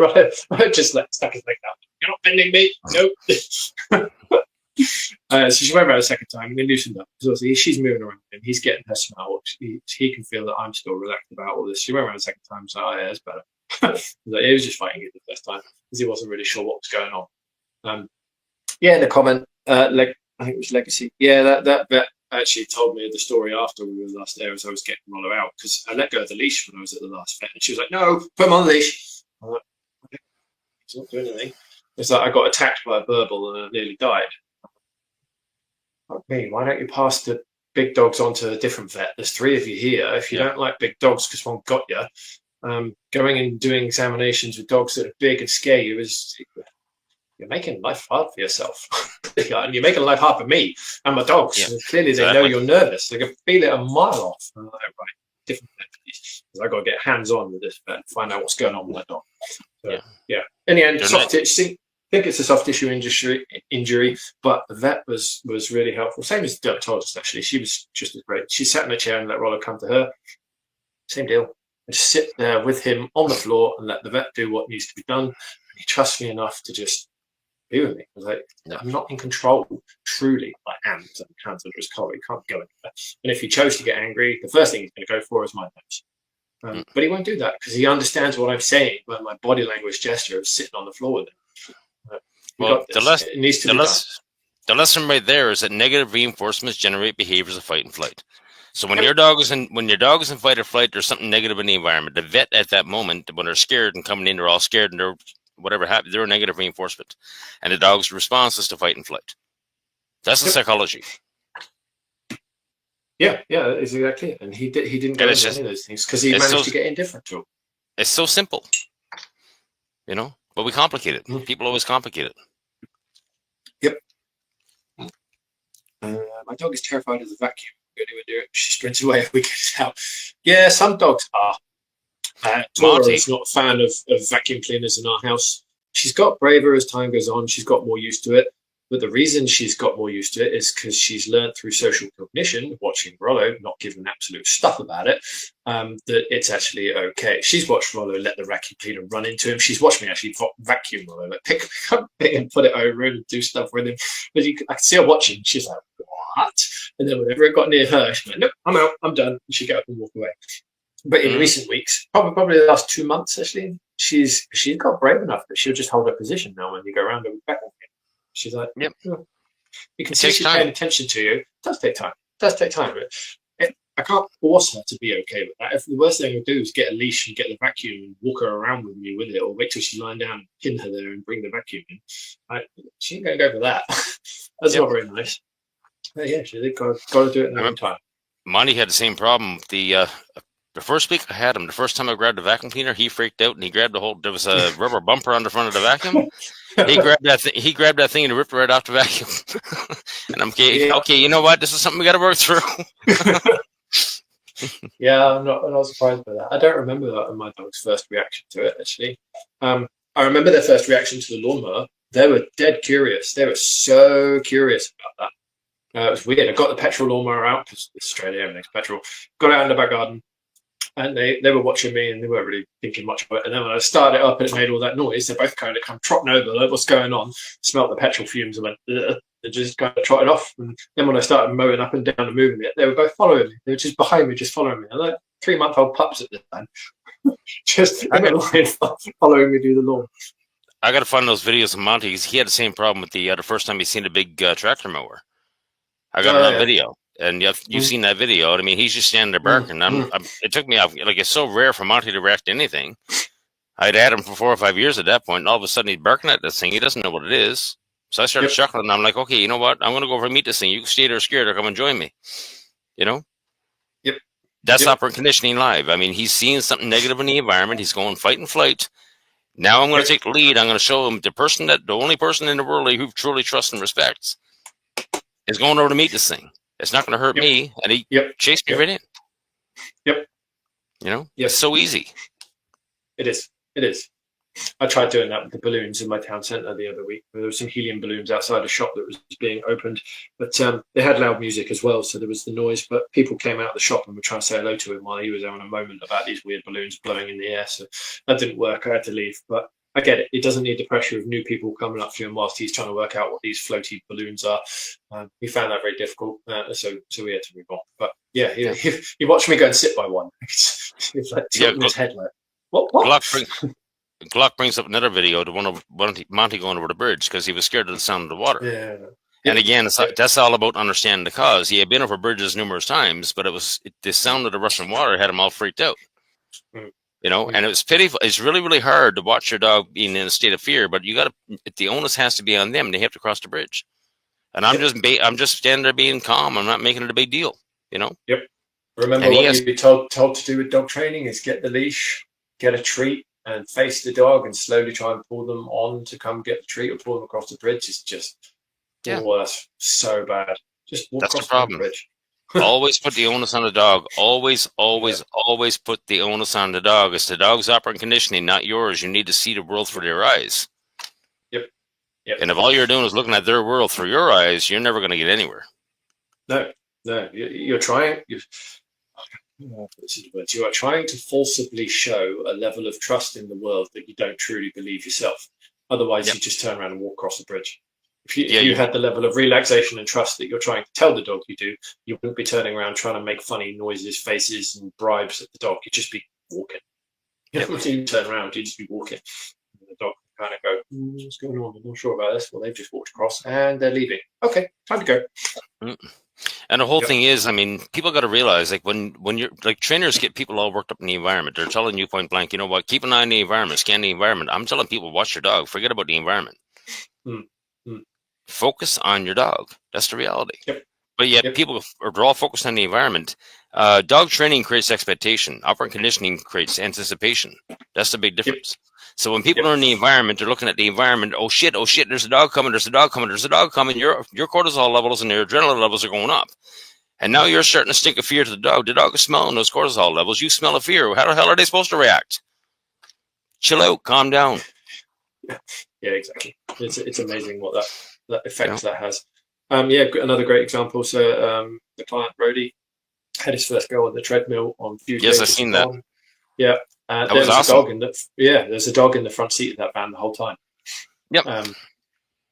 Rody didn't get to meet it because it's an old dog. It was just lying there dozing. But he saw it. It did stick its head up at some point during Rody's time on the treadmill, and he kind of just looked at it and carried on doing what he's doing because no one was bothered about the situation. Well for him. So he will get to meet that dog probably next time. But as with him, he's in a calm situation. He's not going to do dumb stuff. It's interesting. Your first real case or your first major case was your hardest case. Yeah, he is a hard case. He's taught you a lot.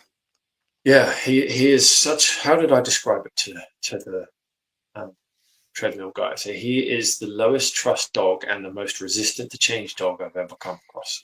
Yep. He really is both of those things. Extreme end of the scale on those two things. Really resistant to change, and really low trust dog. Doesn't understand the world at all, which is it's interesting. And as I was saying to the guy as well, that my dogs still don't like Rody. I don't mean they dislike him. They're not mean to him. They don't interact with him. When I had them over last time, I wasn't filming last time because I forgot my camera mount. But we were there for the full hour, and all that Rollo did was one nose sniff, which Rody initiated because Rody thought Rollo had food in his mouth, and Rody came up to Rollo and Rollo didn't. So they just kind of had a nose to nose for a second. And Tora growled at Rody because he started looking at her and she had a bone in her mouth. And he started to approach her and she told him, nope. But at no point did either of my dogs do a face sniff or a butt sniff for that whole hour. And that's about the 8th, 9th, 10th time I've had them around there.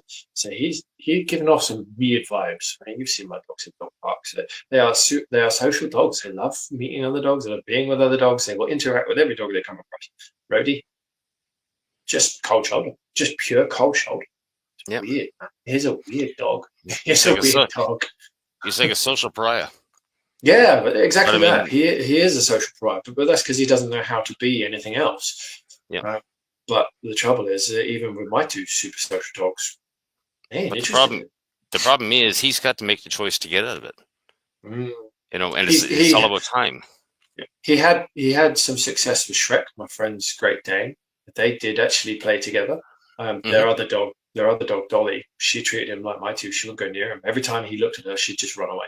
So she just was not interested in his vibe at all. He's weird. He's giving off weird vibes, undoubtedly. For me, my worst case was Freddie. That was Bear's brother. I mean, Bear was bad enough, but Freddie was a handful. I mean, that dog had a hair trigger.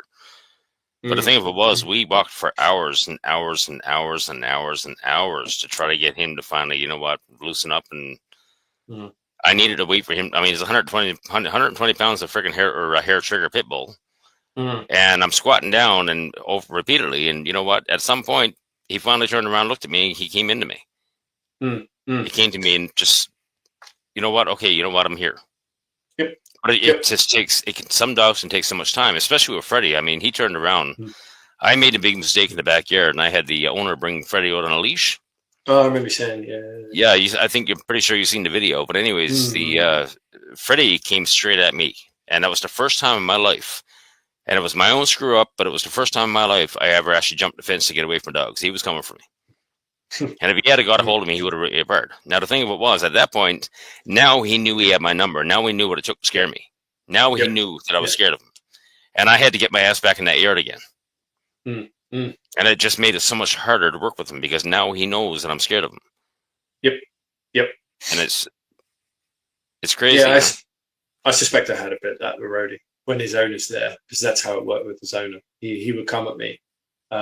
Usually when I was about to leave, he'd come for the back of my heel or the back of my calf.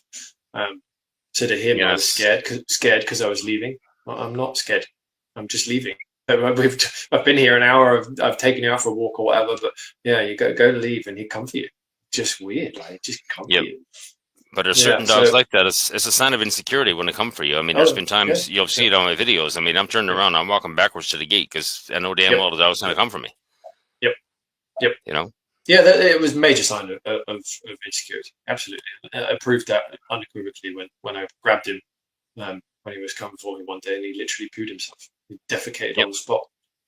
He's just purely terrified of what's going on, and he wants me to go away. I am such a negative reinforcement to him. He is willing to chase me down, bite me, to try and make me not come back.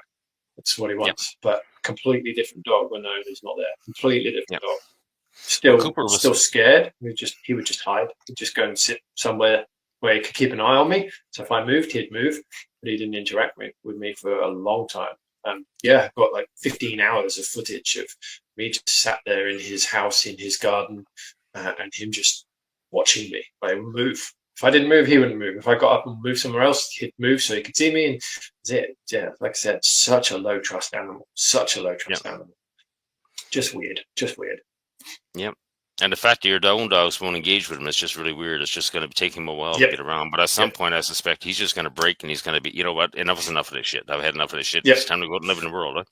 Yeah, exactly. That's what I'm hoping to get to. And I am seeing the signs of it breaking. Like I had the video of him at the mall where he actually came to me and sat on my foot. That was the first time he showed real trust.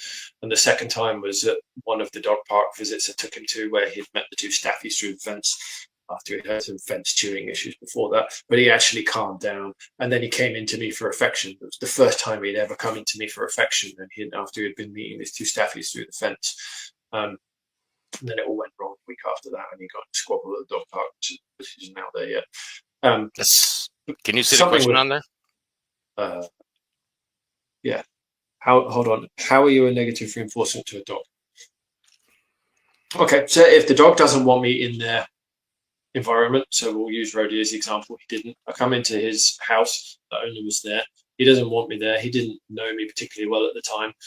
So that means I'm a negative reinforcement to it because I drove the behavior for him to say, I don't want you here. I'm going to make you go away because I'm not calm. My owner's not calm, and I want everybody to go back to being calm, how we were before you arrived. So I'm going to make you go away. So he would try and make that occur by coming for me and trying to bite me, which wasn't very fun because he succeeded a few times. Yeah, and once they succeed, you got your number, man. It makes it so much more difficult. Yeah. And that probably does feed into why we've had such a long, difficult road, because he has memories of me being able to grab him. Yeah. He knows I can stop him, and so his only positive reinforcement of making me go and running at me and trying to bite me is something he knows could get him in trouble, because it has. It's got him pinned and almost strangled because I'm grabbed by a collar. Like, you're not doing that to me. Thank you very much, boy. And that on the spot. That leads into something else, because, like, for me, most dogs come to me, change for me. I can have most dogs off leash in 2 or 3 hours. That's just reality. But I mean, most owners are going to take weeks and months and sometimes a lot longer to get through it, because from my perspective, I'm not associated at all with reward and punishment. The dog doesn't know me from Moses. And the reality is, when I walk into a backyard, my only goal is to turn that dog into my dog. They're going to become my dog. And for the first time ever, they're going to have a pure relationship with somebody that's actually offering trust and respect. And I'm waiting for them to learn to trust and respect me. That's all it is, right? Yep. And then at some point when I'm ready, and when these dogs are in a dog park and they're shown that they're capable of being calm, I get the owner to stand by and watch from a distance, because they've never seen their dog be calm. They've never seen their dog be capable. And then at some point you got to bring them in and pass off that relationship to them, right? Yep. JR, the coach, if you read the book from Skinner about behaviorism, you'll understand that negative reinforcement shape behaviors. They generate behaviors of fight and flight. Okay.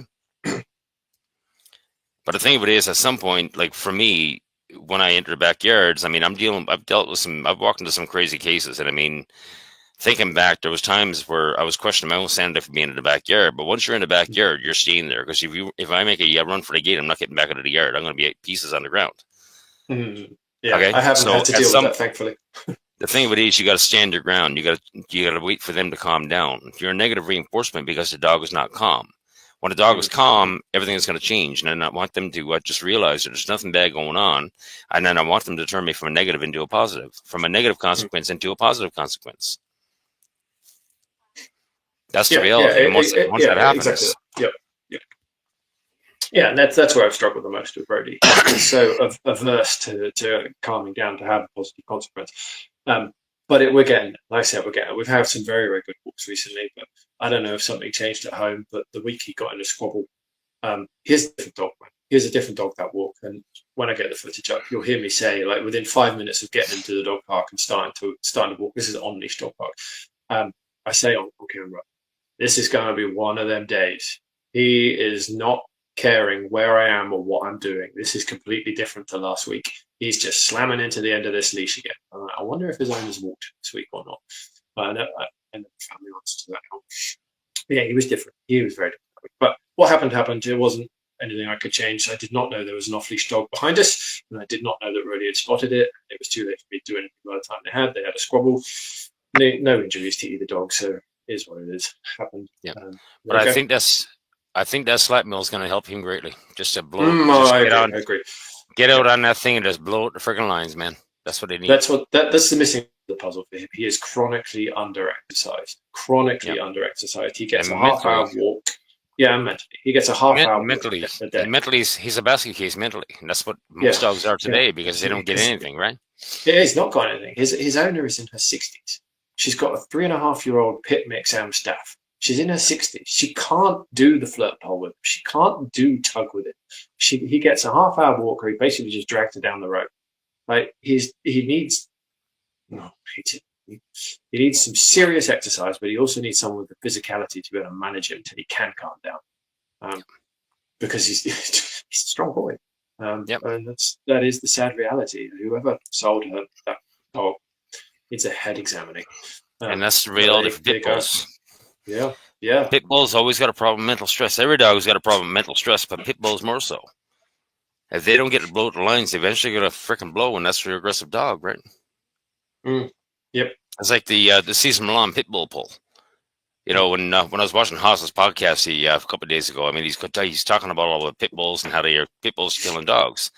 Well, you take the episode with Cesar Millan, he's got that 80-pound pit bull just behind the freaking fence, that it doesn't get out for a walk, it doesn't get anything. It's just sitting behind the fence, and everything that moves is something to be chased. And it's just, you see the intensity. And when they brought the dog out, I mean, Cesar looked at the dog, he said, I can't work with this. And that's when he put the blades on, and you know what, drag him around for the block a couple times, tire him out. Same. Yeah, we're ready. That's all the pit bull rage. And I mean, their dog is so bloody frustrated, they can't think straight. And if they get out, boom, somebody's going to get hurt. Yeah, that's Roddy's situation to a T. Exactly. Yep. I'm just going to answer this comment from JR again. Move down. So the behavior listed that is reinforcing the expected outcome versus person need. Both. So a dog will do a behavior that it thinks will get the outcome at once. If it's successful, that becomes reinforcing, so it'll do it again next time. If that's not successful, they will think about, or how do I make it successful? Either I need to up the intensity of the same behavior, or I need to try a slightly different approach. Hopefully that answers your question. I think that, oh, Kevin's back. Robert loves to. I'm done. He's done. Okay.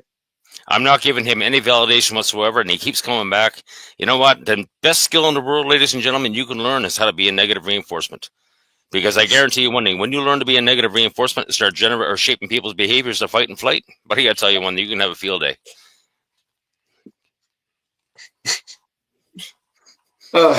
I'm sure you're going to have several comments in your channel after this.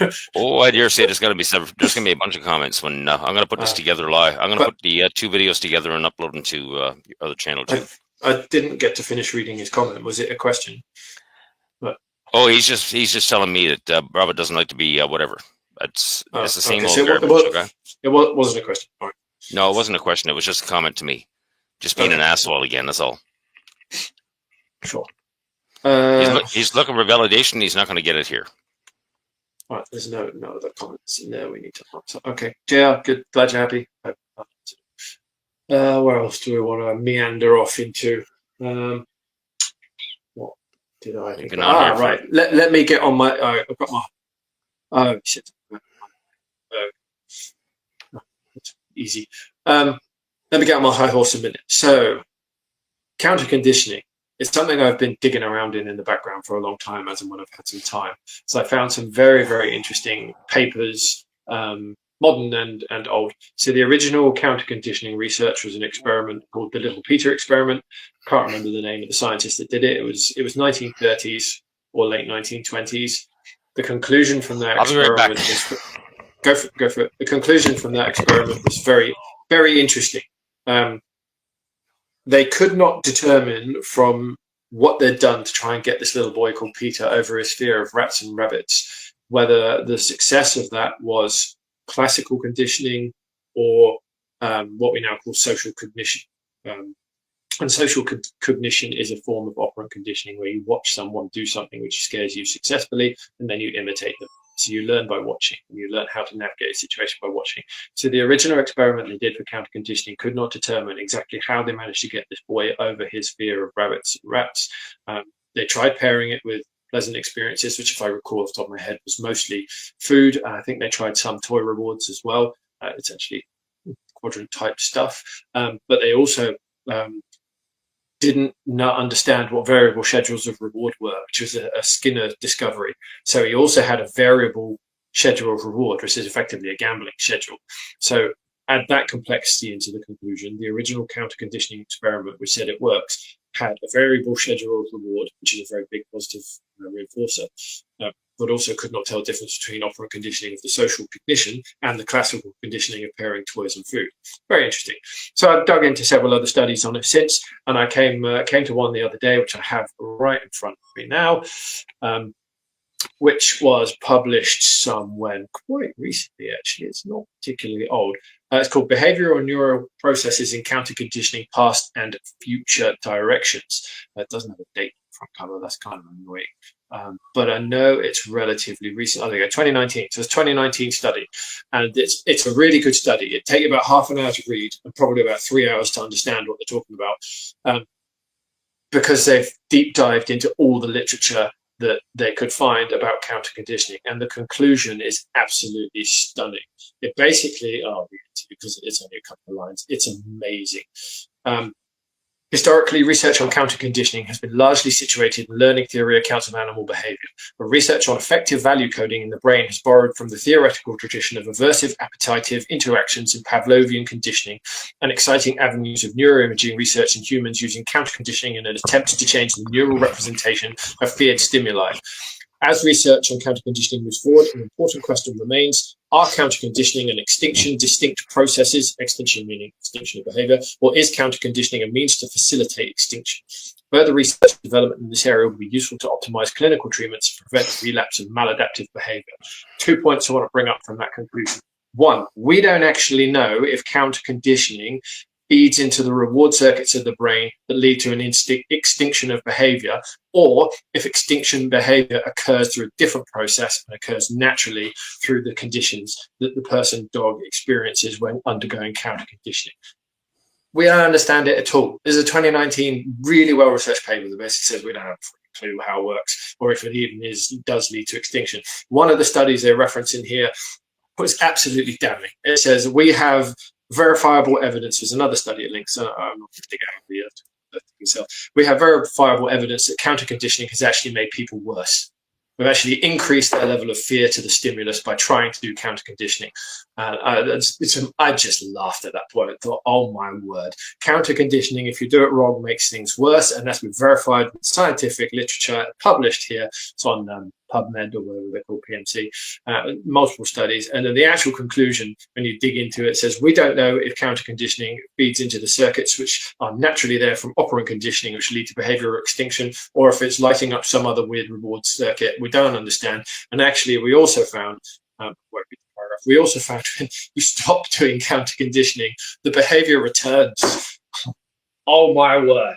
Dog training is a freaking mess. The whole concept of counter conditioning is a freaking mess. It doesn't make any sense. It doesn't lead to conclusions that are worth anything. You can make it worse, the bad behavior, scared behavior, worse by trying it, and we don't actually know if it is even doing anything in the first place. Oh, that is just stunning. The reason I got into that, I got in an argument in a Facebook group a long time ago with someone who was pushing counter conditioning. So I went and did the deep dive and basically found everything is inconclusive, and essentially we don't understand how it works. We don't understand if it works. But the real icing on the cake, if you will, is actually if you stop it, the likelihood is the behavior will return. And linking back to the original little Peter experiment, the little boy became scared of rabbits and rats again after his time with the psychologist, and in the experiment lapsed. He couldn't go near them again. Ergo, whatever they did to him via classical conditioning and or the variable schedule of reward, or the operant conditioning, social cognition he went through with the other children, when he was away from the triggers for a long enough period of time, the behavior came back. Amazing, astonishing. Who could have figured that one out? So there you go.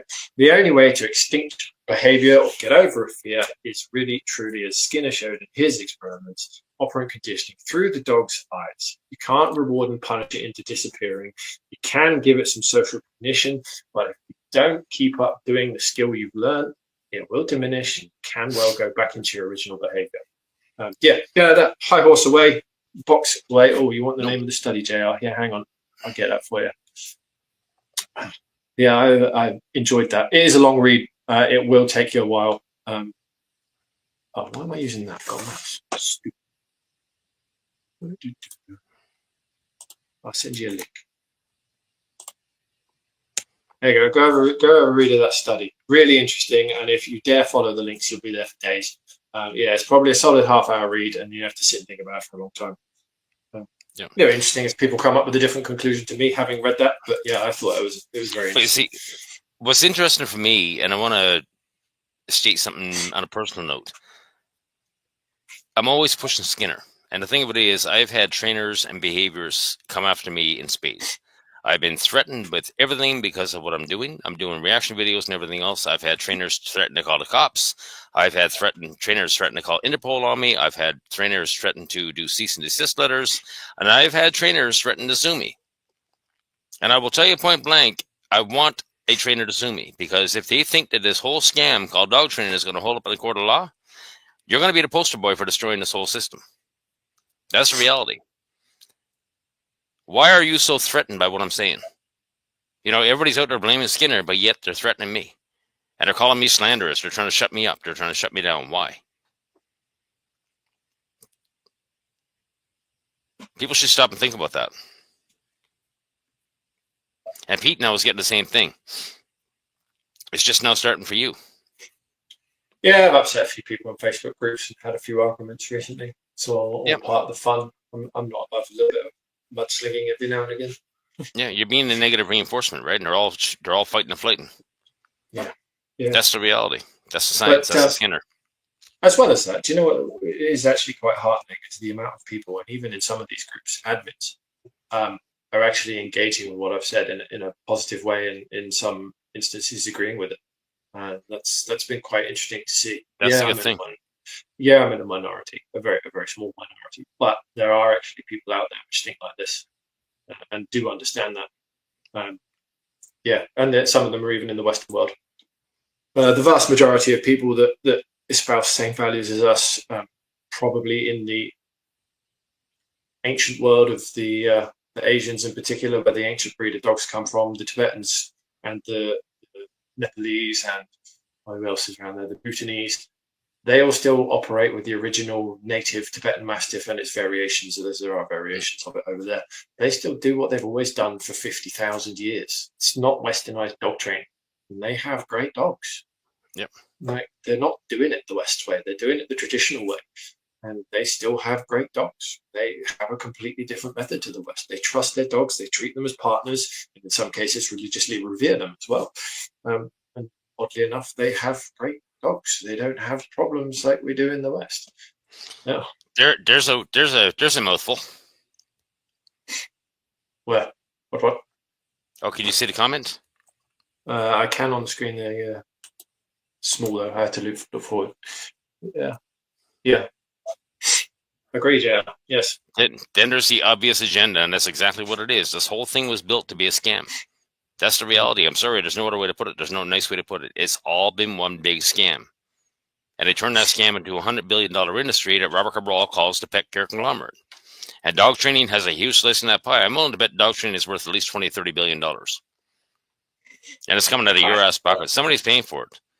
And understand that when you get back to Conrad Most, the treats, the e-collars, the prongs, the crates, the muzzles, everything that's going on is all tools of IGP dog training. They don't belong in your dog. They don't belong in your home. They don't belong anywhere in their behavior ring. It's all part and parcel of IGP dog training. And they've turned that into a multi-billion-dollar industry. And I've watched this over the last 15 years. 15 years ago, treats were a tool of last resort. Use treat, train a dog, and get rid of the treat. Now, all of a sudden, there's always have a treat bag in your side. It's the same thing with e-collars and prongs. You know, it used to be a tool of last resort. Use the tool, train the dog, get rid of the tool. Now it's an insurance policy. If they were training tools, if these things were training tools, you wouldn't need them on the dog for the life of the dog. That's the reality. Muzzles. I don't like muzzles. Okay?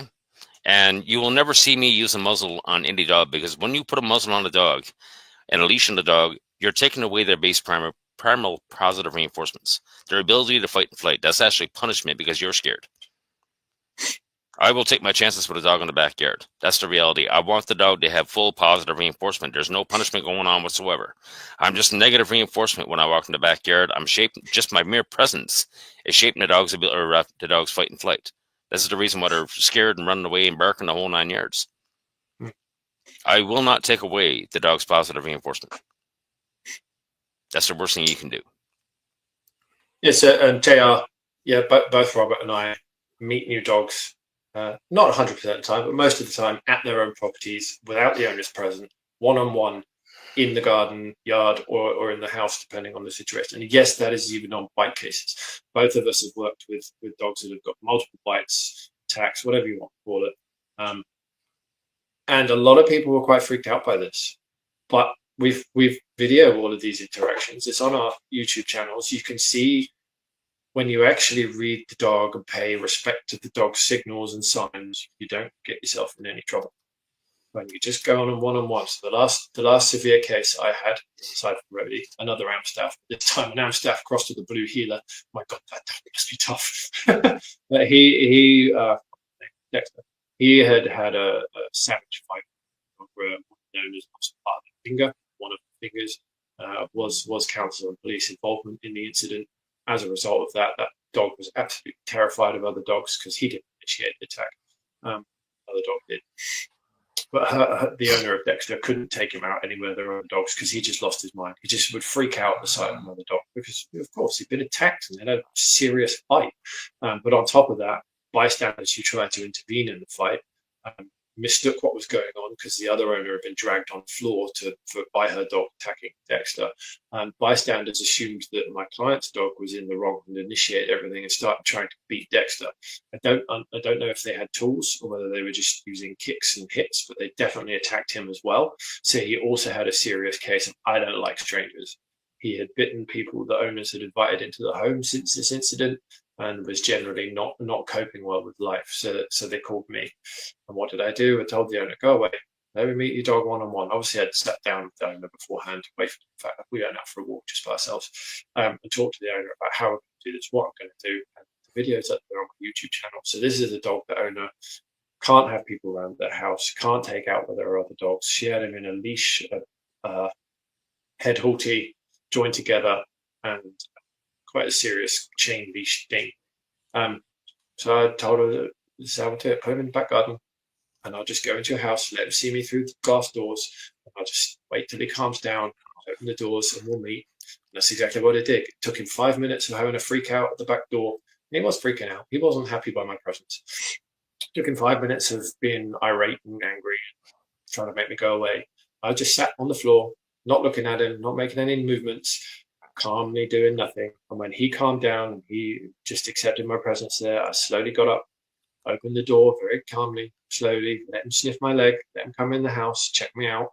Once he was happy with that, and then stepped out into the garden, sat down in a chair, same deal, just let him go about his life for another 4 or 5 minutes.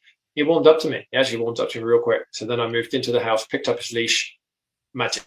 He came and sat next to me and looked at me and goes, yes, put that on, let's go for a walk. I want it. I want this now. And so I took him for a walk around the neighborhood. No muzzle, just a flat collar and leash. Yes, we saw another dog behind him, and I didn't see anyone else because I don't know why. Weird, because usually other people with dogs around my neighborhood, but we didn't see anyone else. There was a dog behind the door, behind the window. Yeah, he lunged at it. He lunged and barked at it. I think he hit the end of the leash 3 times. You know, I just sat down on the floor, or kneeled. Maybe I kneeled. Sat down on the floor, let him do that. And on the 3rd time, he turned around and looked at me, saw I was just sat there doing nothing, ignoring him. I was looking off over into space, not even paying attention to him, because I thought we were going to be there a while. And he looked at me, saw I didn't care, and he stopped what he was doing and then just started walking again. He's over it. Pretty simple. Like, yeah, that's not extinction. He will do that again the next time, but we didn't see anyone else. But that's the beginning of that process, the beginning of, oh, this guy's not bothered. Oh, I trusted him enough to let him put the leash on me. Oh, let's go. Fine, off we go. And he's back to being calm. And that's how it goes. So yeah, no muzzles, even on a proven bite case, even on a proven attack case. This dog has gone after other dogs since he got attacked, and his owner is terrified of him. Sadly, they moved away, and I didn't get to do a second session with them. They moved. But never mind. Yeah, it happens. Carry on, bro. And I mean, I've been bitten by dogs, numerous times. I mean, it's always been my own fault because I've stuck my fingers in somewhere but it didn't belong. Like with Freddie, the 120-pound pit bull. I didn't do myself any favors because I was getting frustrated. And I got it on video. I was right on GoPro. I think you've seen the video because I reached over and I'm petting the dog and I'm scratching the dog on top of the head. I'm like, I'm thinking, what am I doing? Yep. Well, when he grabbed me by the wrist and he gave me 2 puncture wounds here. It was my own damn fault. I'm not going to blame the dog. Yep. But I mean, you've seen the owner dance, and I mean, I can't react badly. If I turn around and run away at that point, I'm done. Yep. It's all over for you if you turn and run. Then. Yeah. See, just kind of stand there, take it, be calm. Yep. I had the same deal with the Rottie that got me. First time I met this Rottie, they took me into his house, took me into his garden. He was asleep in the back of the garden. I really should have been a bit more forthright about how we do this. Walking a guest into someone's backyard where their Rottie lives and is asleep and waking them up and showing them strange guy is not really the best way of doing it. But anyway, I met the Rottie, he squatted down, let him come see me, and it all went well to begin. But I started touching him, I was petting him and saying hello because he was lovely. He was a lovely dog. And then he just slowly got more and more excited. And I was just trying to ignore him, and he wasn't having it. And then he just went for a bite on my arm. Should have had the owners a lot quicker because he was jumping up at me all the time. He was just jumping, trying to be playful. He wasn't being mean. He wasn't telling me piss off. He was just trying to get me to play because I'd shown him attention. I was scratching him on the chin, petting him on the head. I've only seen the dog for 20 seconds. He's immediately gone, I like you, let's play. Oh, this is fun. But he's a 60-kilo Rottie. He's a big boy. Because I was ignoring him, not playing the game. And I probably could have been a bit more forthright in making him get off me if I'd have just stepped forward and claimed my space a bit more and be like, oi, don't do that. We're not doing that. It would have probably gone a lot smoother. But I didn't. I just tried to de-escalate and ignore him. But the owners being there weren't helping. They didn't do anything to step in and say, all right, maybe our dog shouldn't be jumping at this guy. It looked like I'd been knife murdered on my front by the time I got home, took the t-shirt off, and those claw scratches just all down my front, bruised up. But yeah, because I wouldn't do what he wanted, eventually he went for a bite. I had to grab him by the collar. Same thing, just twisted it a bit. Grabbed him and it come off, but it's my fault. Shouldn't have touched it. Should not have tried to make that an interaction that was friends forever in the backyard after 20 seconds. Should have just seen the dog and ignored him and gone back inside. And that should have been the end of it. It's my own stupid fault for touching the dog I had no business touching. Just because you meet a dog doesn't give you permission to touch it. And things tend to escalate quicker and nastier when owners are there. If the owner hadn't been there, it wouldn't have gone like that. So I wouldn't have been stupid to start petting a dog I don't know. It's not, don't do that. I didn't do that with Dexter. Any of the other dogs I go into the back garden with didn't do it with Roddy. Well, do it with this guy. He came on all that's all the bites that I've had. I mean, I stuck my hand where it didn't belong, and I invaded a dog's space and without permission. Yeah. You know what? Fair game. The dog is correcting you. The dog is punishing you. You know what? I don't like that. Fair game. Yeah, it is hard not to touch a Rotty JR. Yeah, he was a lovely boy. Did like it. I felt bad coming away from that because I did have to tell the owners, don't freak out and start trying to do training stuff. He's done nothing wrong. I initiated this touch and the playfulness that excited him, and I didn't shut that down quick enough or hard enough. And to be fair, actually, neither did you. Like, if my 60-kilo dog jumps up at a guest, I'm going to be on him like a ton of bricks instantly. The moment those two paws touch someone, those front paws touch a guest, bang, no, I'm on you. Yes, that's a punishment, absolutely, but you are not jumping up at people in my house. Get over it. I don't tolerate that nonsense, but that's about the only punishment I'll put on them. But my dogs don't jump at because they're calm dogs. In fact, Robert jumped at someone twice in his entire life, pretty much. Such a rare occurrence. Both times it caught me out. But that's because of other stuff that goes on in the life. The jumping is a symptom of other things. But I don't tolerate that. If either of my dogs' front paws come off the floor towards a guest, they'll have me on them fast. And I'm not angry. I'm not being mean about this. It's just, oi, knock that off and knock it off now. You're not doing that. It's just not. It's not acceptable. That's all. No, it's not. It's not. And part of that is ownership. And so I did try and talk the owners into that. I really hope they listened. I really hope they didn't go down the training route because of ruining. I'll just ruin it. He's a big boy. I've never seen Rossi that big before. 60 kilo Rossi. But he was lovely. And he was intact still, which was nice to see. So part of that is probably I smell of my own intact dog. So here's a new guy in the back garden. I smell an intact dog undoubtedly because I've just been walking my dog before I got there. And then the first thing is Rossi sees when he wakes up as a new person, smells of intact dog. Brilliant. Yeah, great. That's a real successful meeting scenario. It is what it is. But I got a couple of scars from that fight. It wasn't fun. Yeah, I've got a few scars. I mean, I've had dogs scratch the shit out of me. I've had dogs do everything, right? But I mean, it's all fair game. That's their job, right? Yeah, we take risks. That's all it's doing. You need to. Yep.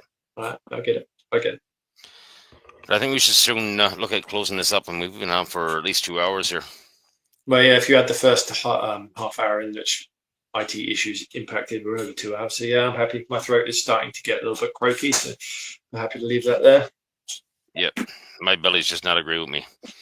Occupational hazard. Yeah, that's a great way to put it, JR. Yep. You work with dogs. It's always an occupational. You work with dogs, you're bound to get bit. And you know what? If you're scared to get bit, and you need a muzzle and a prong and everything else to control a dog because you're scared to get bit, you shouldn't be working with dogs, period. Yep. Yeah, this is the argument. Sorry, I'm going to go into another spiel. This is the argument I got into with a certified behaviorist on Facebook, which I've written an article about, which I haven't finished the follow-ons from that on my website.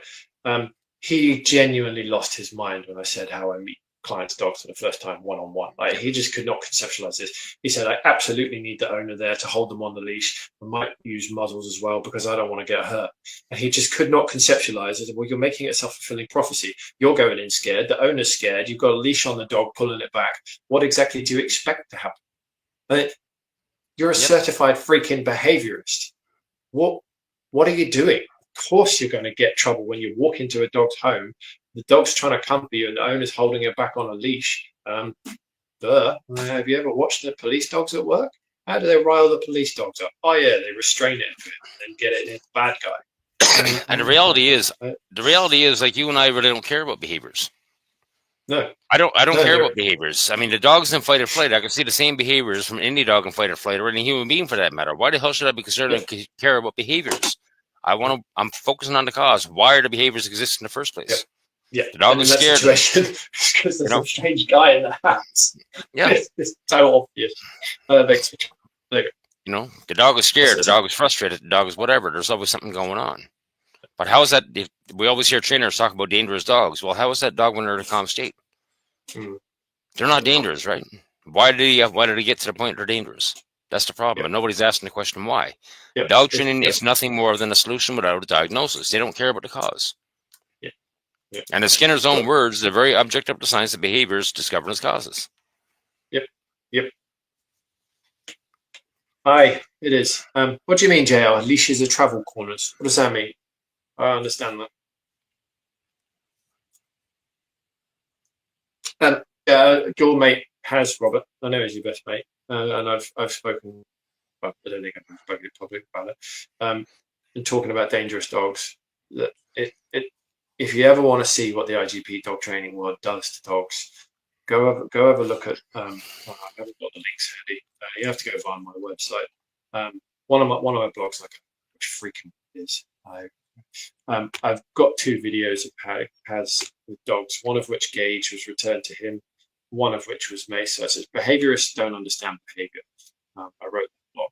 It's got Gage and Mace, and you can just see how scared of the dog Paz is when he tries to get it out of the kennel, because he's got it in a crate kennel, whatever you call it.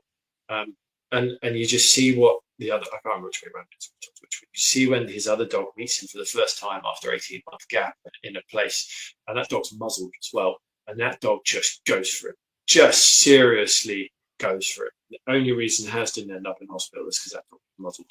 It's a dog you used to own. How much of a shameful judgment of your character is it that a dog sees you for the first time in 18 months, and I don't believe for a second that dog doesn't remember who he is. He owned that dog for years.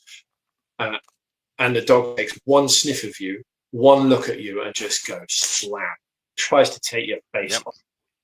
Has tried to laugh it off in this video. I sat and watched it. It's like, wow. I've never seen such an obvious judgment of a character from the dog. Just that one sniff of him, one look at him, and just went bang. Yeah, so that's IGP for you. Yeah, good obedient dogs, but they see something they don't like. It doesn't matter what freaking tool you've got on it. You show it the previous owner that it doesn't like. Oh yeah, look at that. Tries to take his face off. Beautiful. Absolutely beautiful. Trust and respect relationship. Nah, you don't need to work on those Has. Just wait for the dog. People just don't realize how much punishment it actually takes to get a dog stuck to your leg. I mean, you're forcing that dog's consciousness to atrophy to the point where the only environment that matters is you. You know? Yep, that's exactly what it is. Yeah, another plug my dogs. Sure. I've got 2 leashes prevent leadership, and the other one, look at me, damn it. Look at me, damn it is the better one. It talks about forcing a dog to only be concerned about you because that's what you want, forces it to ignore the rest of the world, ignore the rest of the environment. And so it doesn't learn those things. It doesn't rationalize those things. It doesn't understand how to behave in a successful way in those places because it's never allowed to. It's never understood those things because it's never been the chance to. Yeah, great blogs. Go check them out. Have fun doing so. Long reads. They're not quick. Some of them are 10, 15 minutes, whatever. Well worth having those, And then there's a whole lot of stuff up on yourdogIsNotBroken.org too. So yeah, there's loads more there too. Yep. I got 100 blogs that I started off, and it's always squirrels. I'll start a blog and then squirrel, and I save that one as a draft, and I got like 100 drafts up there. I got to go through and finish them all at some point. Good Lord. Right, Robert, let's call it there. I am going to lose my voice. Yeah, I'm going to go and get a bite to eat now and get some painkiller into me. So. Yep, all good. All right. Thanks for the chat. Oh, thank you. This is time well spent, but I'll go through and I'll pull the 2 lives and put them together and stick them up on yourdogIsNotBroken.org, and it's going up on everything. It's going up on Instagram. It's going up on TikTok, everywhere. So let's see if we can generate some interest, because this stuff needs to stop. This is getting above and beyond. I mean, the lies and the BS are just out of control right now. Okay. All right. Cheers, Robert. All right. I will catch Have you a good later. night. Thanks, everyone, for tuning in. Thank you, everybody. Have a good night.